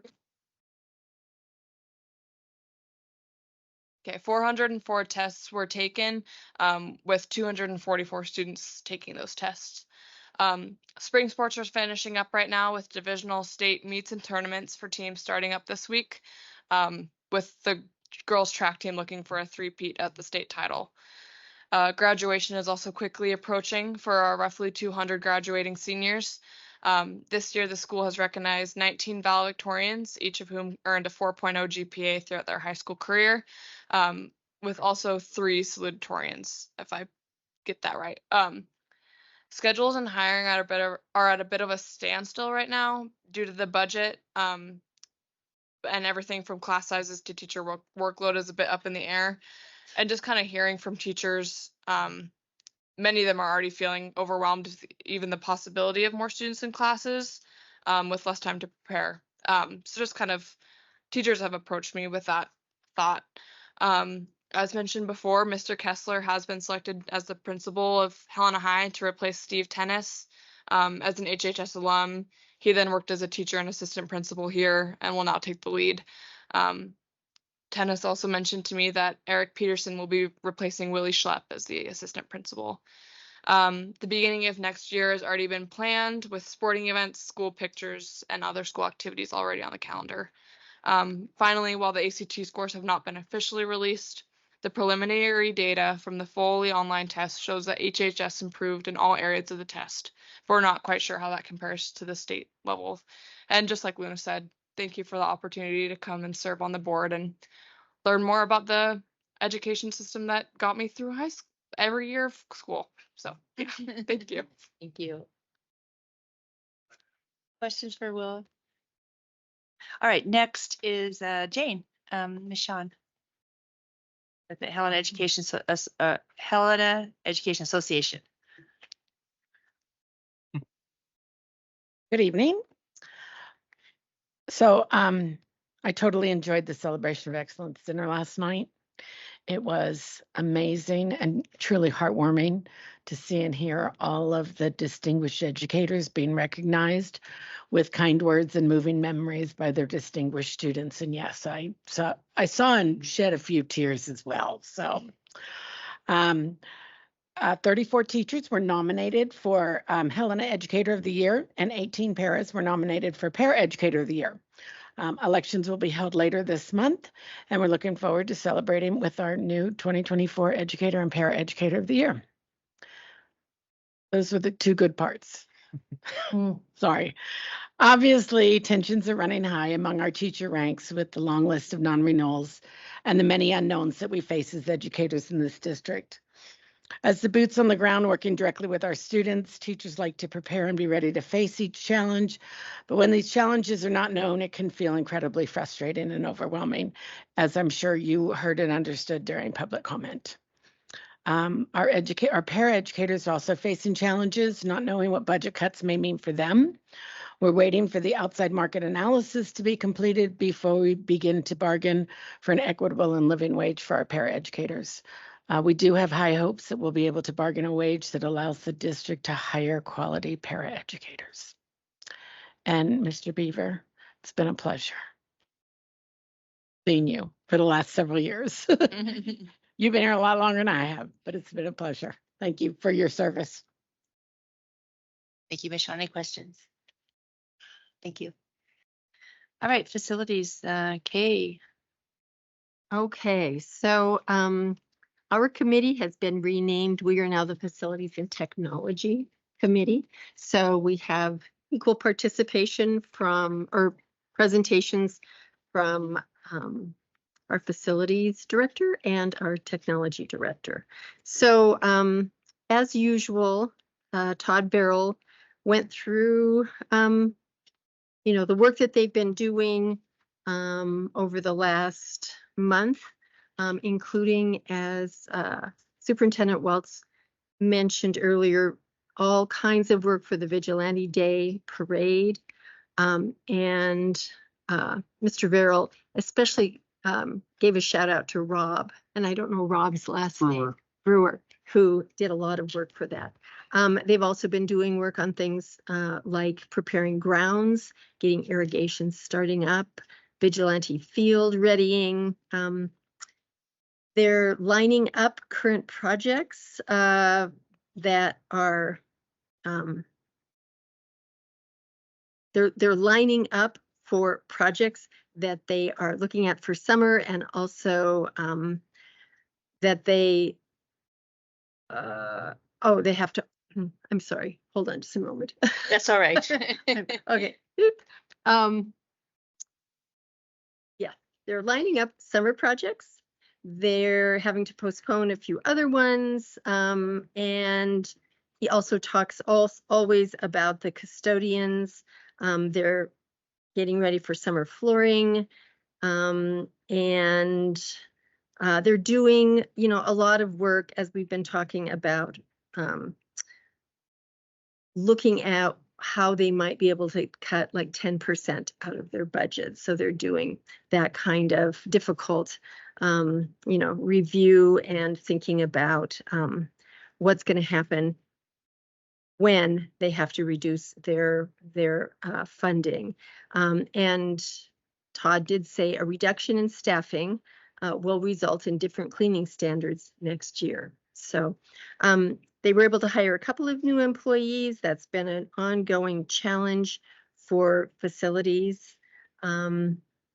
And now their current vacancies in that department are at 5.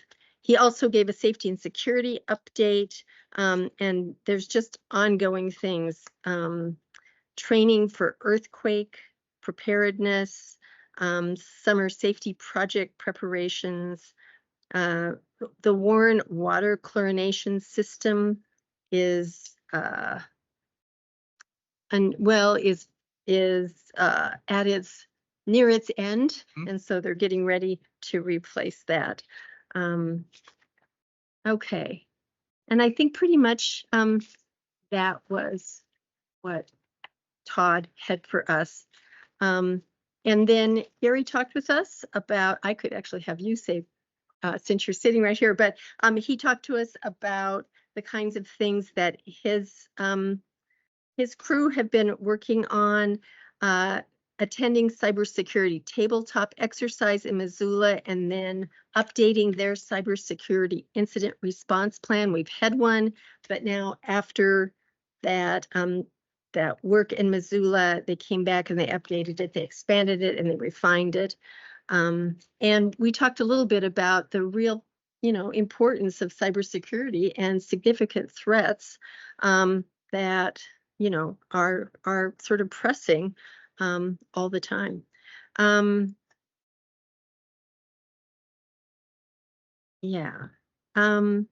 Talked about also some of the ways in which they have been working on cybersecurity, a lot of phishing, sort of work around phishing and phishing campaign results. They set out a phishing test to the employee, to our staff, and got back 5% of the users were compromised, and there was about 6% of the users who actually reported the suspicious email. So that was good. And 70% of the users who were compromised completed the assigned training. So that seems like a pretty high percentage, actually. A lot of ongoing work, 534 tickets for, work tickets were created. And I think it's amazing. Average ticket first response time is in about 3.5 hours. So people who send in a ticket get pretty speedy response. They filled an empty position, or 2 empty positions, Tina Johnson, the department secretary, and they have a new help desk technician who will come on May 6th. And then that group is also looking at if they have to make 10% cuts. I mean, this is just a common theme. Where and how does that, where's that going to come from? And one thing that we talked a little bit about is that we may have to look at our schedule for device replacements because that costs a lot yearly to keep up with the kind of replacement schedule that we've had. So we may need to look at that. Okay, those are just a few of the things, but it was a great thing that we now have not only facilities, but also technology giving a report during that committee. We doubled up your workload. Still finishing it out. Yep. Nice. Yep, there you go. Yes, we did. Okay. Any questions for Trustee Satry? All right, Trustee Hindoin, would you be willing to give a report on the budget? Anybody? I can. I should have given you a better warning, but I think No, I'm Trustee actually Armstrong will gearing do up that. to do policy. here soon. The next one. Yeah, we'll take you up on Fair that. too. warning that you should do policy, guys, because you're. I guess. Okay, I can do the next two, Madam Chair, if you like, actually. Budget and Finance Committee, we just met this afternoon, over the noon hour. Only 2 agenda items were the standard, kind of walking through the budget to actual report that we get every month at that meeting. Janelle can correct me if I'm wrong, but I think we're generally comfortable with where things are sitting. In the elementary, pretty close to where things were last year, 4% give or take. above where we are in budget to actual as we get to the close of the year end. High school's a little bit tighter. There was, I can't remember specifically what hadn't been factored in yet, but it was getting down to close to 2% when we were around. What was it? Okay. So, pretty much, I think on a, well, solid trajectory to end up at the end of the year where we planned on being at the end of the year. None of the budget items are out of whack from where we anticipated they would be. And then the second portion of the meeting, we just talked a little bit about the same thing that was on the agenda tonight, or the superintendent's report about kind of the process and plan for trying to navigate through the decision making we've got to engage in now relative to the levy failures. And that was just sort of a general conversation about what that process would look like. And I know, at least on my part, and I think all of us that were there sort of expressing our, sentiments as trustees that we want to have this be as, as transparent and as, kind of be out front of out as far in front of things as we can as a board. And by that, I mean, in front of the public, so they know what we're looking at, what kind of choices are being presented to us and what we're thinking about. So it was just more of a general conversation about how we'd like to go through it from an abstract process standpoint with, and I think that in part response to that is the superintendent's, and a recognition kind of by the end of that conversation that we may well end up with one or more, the need for one or more special meetings, that we just may not be business that we can pull off in the battle tempo of a regular and a work session every month sort of thing in the next month or two. So that was about it on the finance committee. Questions? Superintendent Wells, do we tentatively need to get those work sessions on the calendar? You got it? Yeah, we're putting them on the master calendar board. We get and busy we'll put and- the invites out. Yep. Okay, Yeah, they're already thinking. okay, thank you. All right, you can just keep right on going there, Mr. Hindoin. All right. Policy. Madam Chair. Policy committee, we met last week, on Monday, I think is our policy committee day. Yeah. And we went through, we went through the same four that we did tonight, full action on the board, the 12171070, the 1240, those four policies that we took action on tonight. And as just our second reading presentation to advance up to this board for full consideration. The only change being, I think, the one Barb caught at the last minute about changing caution to educate. That was the big action. The rest of the meeting was taken up with, as Barb indicated, we're starting to work through methodically now, turning and going through the policy manual.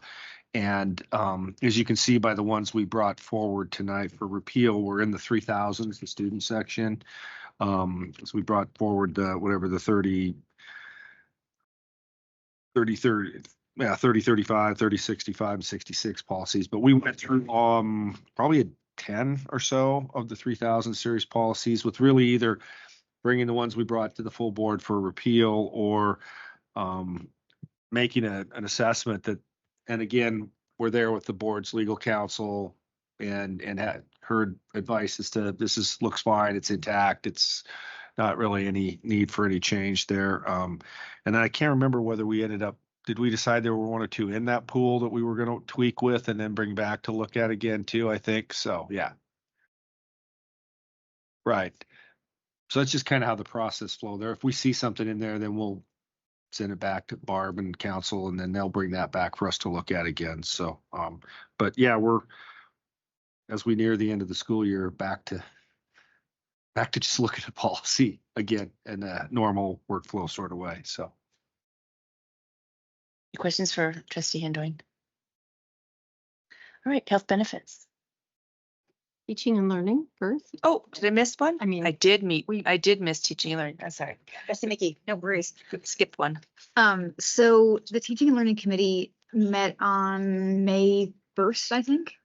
And it was a presentation of the report that will go back to OPI talking about our literacy grant. But that really doesn't do it justice. Helena Public Schools got this literacy grant, I want to say, what, 5 years ago? 6 years ago? And this report looks at like all of the ways that the district has incorporated. I mean, I'm a layperson here, so I don't know anything about pedagogy, and I'm always like completely blown away when people describe how this district teaches students. It's so robust, and it just starts at such an early age and build all these little things that seem just like kindergarten. You could just, like a kindergarten thing to do, actually has all of this intelligence built into it about how children recognize, encoding ideas into words basically, and you build that all the way out until they're like 18. And so this report was writing down all of the ways that the district has used the grant and the way that it is now a sustainable thing that is just simply the way we teach. And it is, I mean, honestly, you guys should just read it. It's so incredible. It's so inspiring. And despite all the horrible bad feelings, and I have been cheerleading the bad feelings since Tuesday, there is so much good at the core.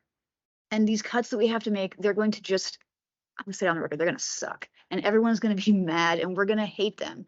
But in the middle, there is still the core, and it's really, really strong. And it's like, at least on literacy alone, it's just all written down in this one document. It completely blew my mind. It felt really good to go to that meeting. And I encourage you guys all to read it because it is awesome. And it's not going away. I mean, the grant is ending, but that is permanent. I was teaching hearing. Questions for Trustee Mickey? All right, now it's your turn. Health Okay, benefits. yeah, and I only wish that I had that kind of, excitement and good news to offer. Well, it's a fun committee, and I've been bogarting it for 3 years. I'm aware of that. Okay, so the Health Benefits Committee met in mid-April and again, April 25th. And so this is kind of a bad news story with a little bit of maybe potential good news, or somewhat good news. So I'll do the bad news part first. This sounds great. Are you ready? Yeah. I'd rather have been able to give you a report.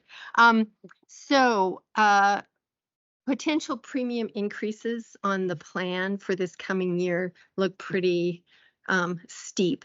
And so if we assume no changes to our plan, we might be looking at a 26% increase, give or take a couple of percent. Now, I think you said earlier today, Superintendent Welts, that other districts were maybe looking at even larger increases, potential increases to their premiums. Anyway, it's a big increase, and there's a few factors that are going into that, and I'm just going to briefly name them. First of all, of course, there's a trend increase in, raising costs in medical, dental, and vision. So that's contributing to that premium rise for our plan. And as every year we track those, we get information to track those from a number of different companies who do that: Milliman, Siegel, Alliant, and Allegiance. Another factor is we're down in premium revenue from last year. And that's because I believe, as we saw, our premiums increase, and also we were talking about whether or not individuals, the members, were going to have to, shoulder some of that. People switched plans. So they moved from a premium plan to a standard plan. So we had 130 individuals go from a single premium plan to the single standard plan. And of course, that means less premium income for the plan. We had 85 switch from single plus children to single children, to the premium plan to the standard plan. We had 45 switch from a single family premium to the standard plan. And so with all of that, there was a loss of about $1.3 million to the plan in premiums. So we have rising costs and income, premium revenue going down. And then we also had our expenses rising last year from claims. We had some high cost claims, and some of those are ongoing, so they'll probably continue into next year. So that just is why those premiums, are looking like they're going to be going up so high, or by such a high percentage. Let's see, just another point about our unreserves. They were sitting at about 1.6 million at the end of March, and that's our halfway point in the plan year. If we didn't have such a decrease in premium income, we'd be at a better place with the unreserves. They would probably be at about 2.3 million instead. But we also typically lose about another 500K to $1 million over the next 6 months, because that was the first half of our plan. The second half of our plan is usually more costly to the plan because members will have already met their deductibles and max out of pocket. So then it draws more. Anyway, that puts us in a pretty low spot in terms of our unreserves. Okay, so that's all the bad news. The somewhat maybe better news is that we are exploring ways to make our plan less expensive. And we're exploring unbundling as one way of doing that, separating out, the medical, and then you can choose medical, dental, vision. And we're also exploring some changes in our 2 options, changes in deductibles, in coverage percentages, 80-20, 70-30, and max out of pocket. So we're looking at ways that we might have to change, or that we might change some of those elements of our plan in order to hold down premium costs. At the same time, provide some flexibility and choice for members that will impact benefits to some extent, but we could also argue that they're still, fairly solid, because we have, our plan has been so very generous and so very really robust. So we're trying to keep the plan, financially solvent, and also try to figure out ways of making it affordable and still, a reasonably, I think still a very strong plan, just not maybe quite as comfy as it has been recently. Okay, so we're meeting again on Thursday that's the last thing I want to say, is that we're going to be making, coming up with a vote on the changes that we want to propose, and that meeting is going to happen this week. We should have an idea about then what we're going to bring to the board for review very soon. So, questions? That was a lot. Trustee Beaver. I understand that the people are moving from premium plan to a standard plan quite readily. So we receive less revenue from them, but we also are covering, their coverage is less. So our payout should be less because we're covering fewer things, or to a lesser degree. Yeah. But they don't balance. Yeah, that's a great question. I mean, my understanding of that would be that we still have these high cost claims, which has been one of the reasons that, that we're not maybe realizing that same balance, that it's not having that effect. I mean, that makes sense to me what you said, that it would have that effect, but the individual policyholder then has got to pay out more even on those high cost claims. They have to pay more if they're in the standard plan than if they were in the premium plan. If not, maybe we should review the cost of our standard plan. Well, We're one, not charging enough for the standard plan Well, if they don't balance. no, I think what's going on is that insurance plans they're like a math problem. And so the assumptions built into this equation included this many people in the premium plan. Yeah.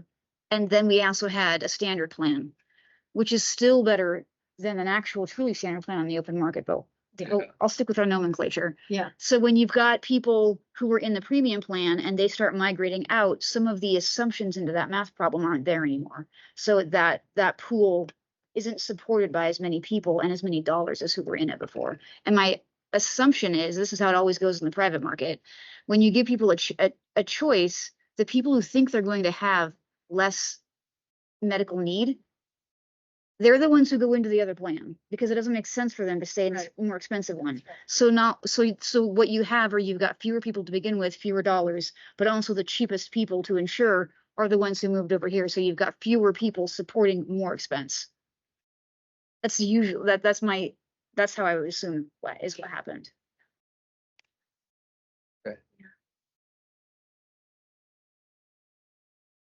What's the sense of urgency? Just from what you said, and maybe I didn't hear it right, you can correct me if I'm wrong, but we potentially can have less than $1 million in our unreserves. What is the healthy balance? I thought we tried to keep around 2 or 3 in there. yes, that's right.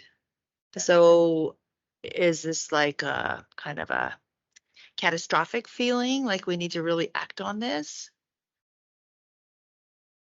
You know, I mean, I think there's real, I don't know, catastrophic. is what Maybe I that was sounds a little bit feeling. dramatic, But, yeah, but I think there's a lot of concern. But what Rich has said is that he says this does put our unreserves very low, but he thinks with these potential changes that we're going to be talking about, that we'll be able to get back to stability. So that's Rich saying that. So I would not say that that's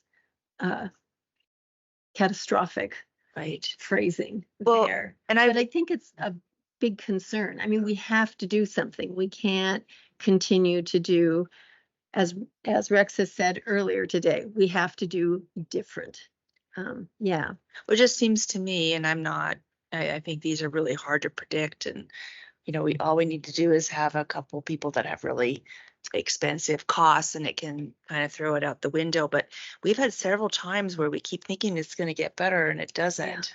I mean, I think that's a really good question. And I was not at the April 25th meeting, so I'm taking the notes that I was given from Rich. And so I mean, we've been talking all the way along about those unreserves and being anxious about where they're headed. Mm-hmm. Yeah. I guess it is probably something we need to throw into our equation of our financial work. Yeah, absolutely.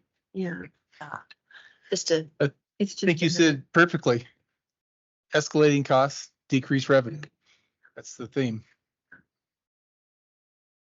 Thank you. That was a much less of an opportunity to increase our reserves if people are dropping out of the premium plan and only paying the standard plan. Well, I think some of the hope here, and this is our topic of conversation for later this week, is looking at how we might, we have these 2 plans, how we might change some of the mechanisms within those 2 plans to make them more affordable. So for instance, if we change the deductibles. Affordable. Yeah, good question. More affordable, make them better for the plan overall, and also just keep those premium costs not at 26%, so that it is affordable. But by working on some of those things like changes to deductibles, maybe some the coverage percentages, max out of pocket, if we can change some of those pieces to the plan, then that can result in some savings for the plan. Yeah. I know there's some reservations about the statewide plan that's in the works, but is that something that we You need read to my mind. look at as a Well, backup? Absolutely. That's why it's, Being looked at. that's why I That's going not tossed forward it. too. Yeah. I still think it's intriguing to know more. The more I hear about where we're at and and how we need to adjust our own plan, I think it'd be irresponsible not to consider what else is going on across the state. I think we leave them open, the options open until the last minute, until we make a decision. But we're still in it. We picked up SAM, School Board Association, MFPE, brought on Jim Dorn, who was with Blue Cross Blue Shield, very knowledgeable, pretty level-headed. John Dorn. John. He's now running the HB 332 for the group, just organizing. So I believe in his ability to pull together, but we have yet to determine if it makes sense for us to be in it. But we're still on the track. Meanwhile, we have to do something for next year as we're looking at these Right. premium Something's gotta increases make and sense. this, HB 332 isn't going to materialize that. And we don't know if it trust will. for a Yeah. few more years. And sort of muddying the water a little bit is like, because we completely control our plan, when you talked about changing deductible and this or that, that's restructuring the plan. Yes. And lowering its actuarial value. We have total control over our plan. Yeah. It's like there's two sides of the same coin. There is concern that if we go into the trust, we may not have the same flexibility. And I heard, I don't know our problems are really designed at the state level, like our fiscal problems. There have been folks tonight saying like, why don't we sue? I don't know. A lawsuit got our current funding formula written. It took 8 years. So it's like, and I'm not even sure district has standing to sue. It may have to be a parent. I don't know. But at any rate, there's not a silver bullet in a lawsuit. And there's also not a silver bullet in going into this trust, because state insurance pools have gone belly up in less than 8 years. Just something to think about. I'm still moving forward. I know. I say this all the time. Yeah, it's lots of food for thought there, serious thought. So we'll incorporate it. Thank you for the comprehensive report, even though, you weren't able to be there. So, okay, next is Barb Ridgway with the Wellness Committee, who very nicely filled in for me today. Thank you in advance, Barb.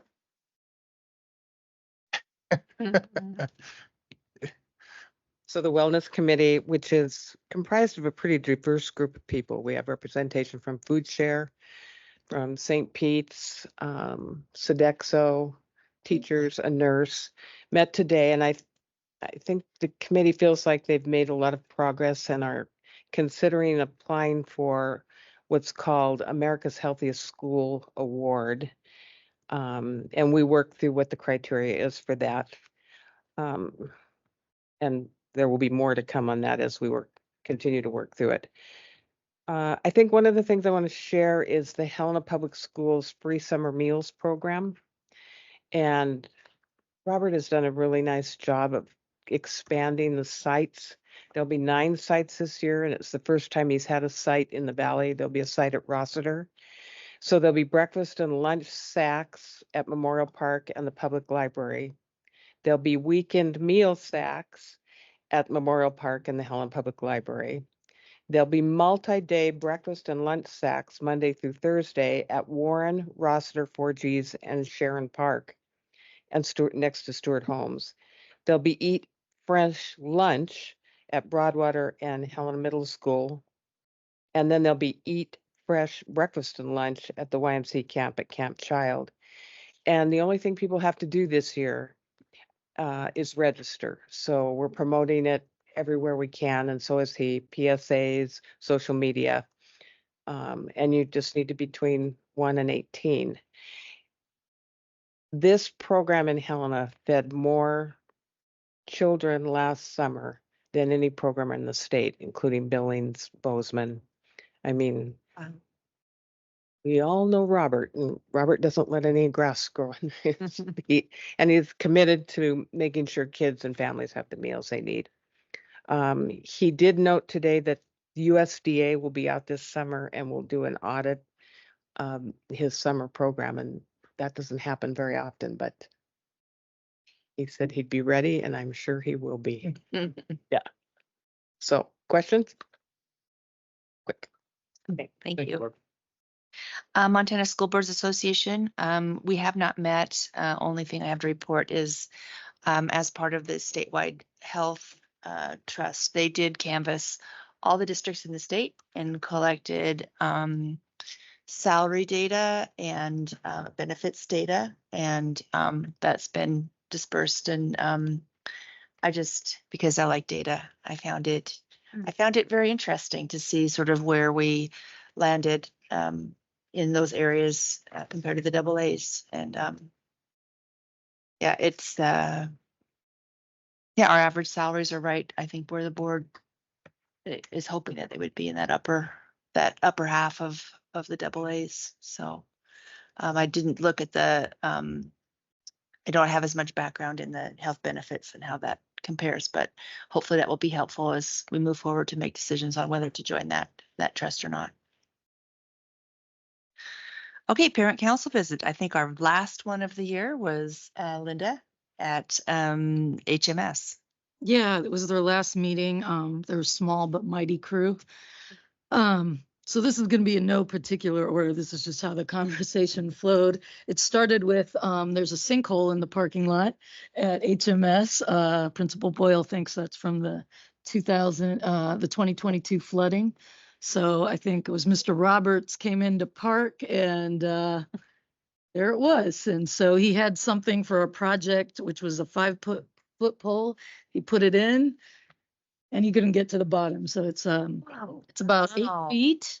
They're working on it. When I drove to park today, I was wondering what the heck was going on.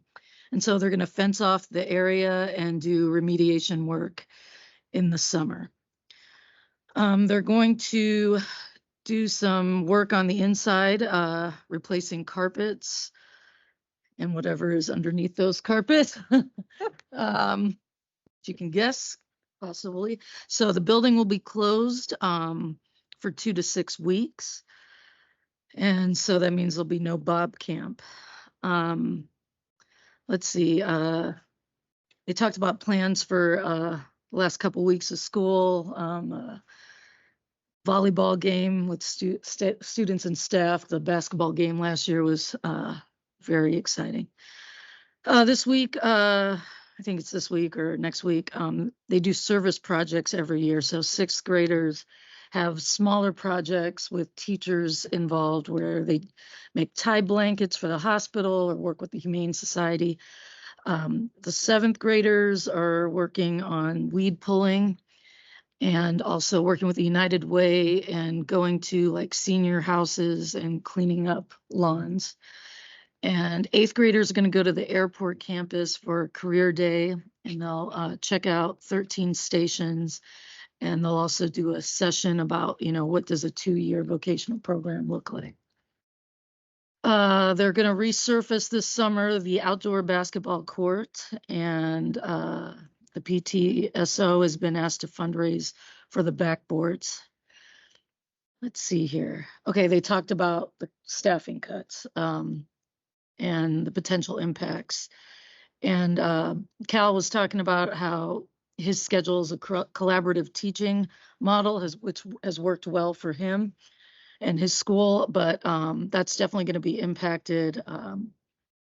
Thought most likely those intervention classes for those students that need extra support in reading and math are going to get hit. The Parent-Teacher Council, they talked about the fact that it's hard to get parents involved or prioritized. They've noticed a trend since the pandemic, decrease in numbers, but they're small and mighty. And because they have limited funding, they've been innovative, working with Sodexo on partnering and getting like food for events at lower costs and neighborhood outreach. So they're really focused on getting incentives for kids because Cal likes to give incentives for those who do academically well. So just trying to be creative with their small budget and small crew. So that is what they're proud of. I guess, the questions they have. One is about the master plan. Because one of the pieces was this resurfacing of the basketball court, which they were putting on hold because of the master plan conversations. And they're like, okay, what's going to become of HMS? Now they're moving forward on that. They know we don't have answers, but that was at the moment, but that was the question. But yeah, they were a great group and I was glad to sit in on that. Questions? Thank you. Superintendent Wells, have you heard any feedback? That was one of our goals as a board was to, get more involved in the schools and try to attend parent councils at each building, which I think we accomplished. So not sure if they appreciate it or not, or it was interesting for me to go, for sure. I haven't heard any feedback, but I think just you being present means a lot. So I haven't heard one way or another. I imagine that anytime that you have made an effort to be with them is beneficial.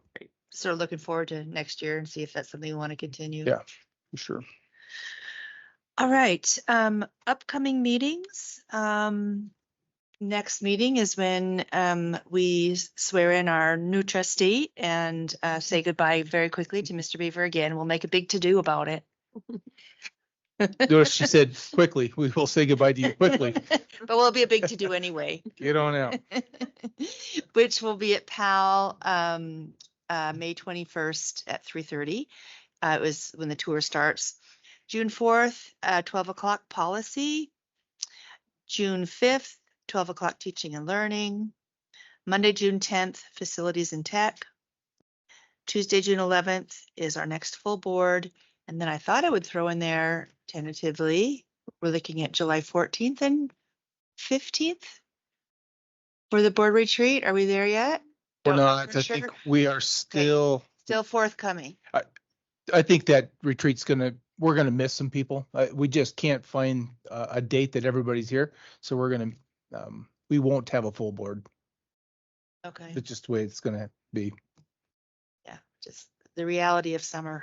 So, Yeah, I think we trade every possibility, but we'll do our best. And if we'll land on a date and see if people can move some schedules around. If not, it's what it is and we'll move forward. Okay. All right. It's really late, but I want to thank all the board members and the public as well for having really good discussions today. So is there any board comments before we adjourn? Just one quick one. Sure. Thank you again, Luna and Willa. Definitely gonna miss your intelligence and your humor, all your insights and your youthful energy. So Always welcome thanks back. again. Yes. And you know how to get a hold of us via emails. If you want to send any pictures or any great accolades that you've done, you just let us know.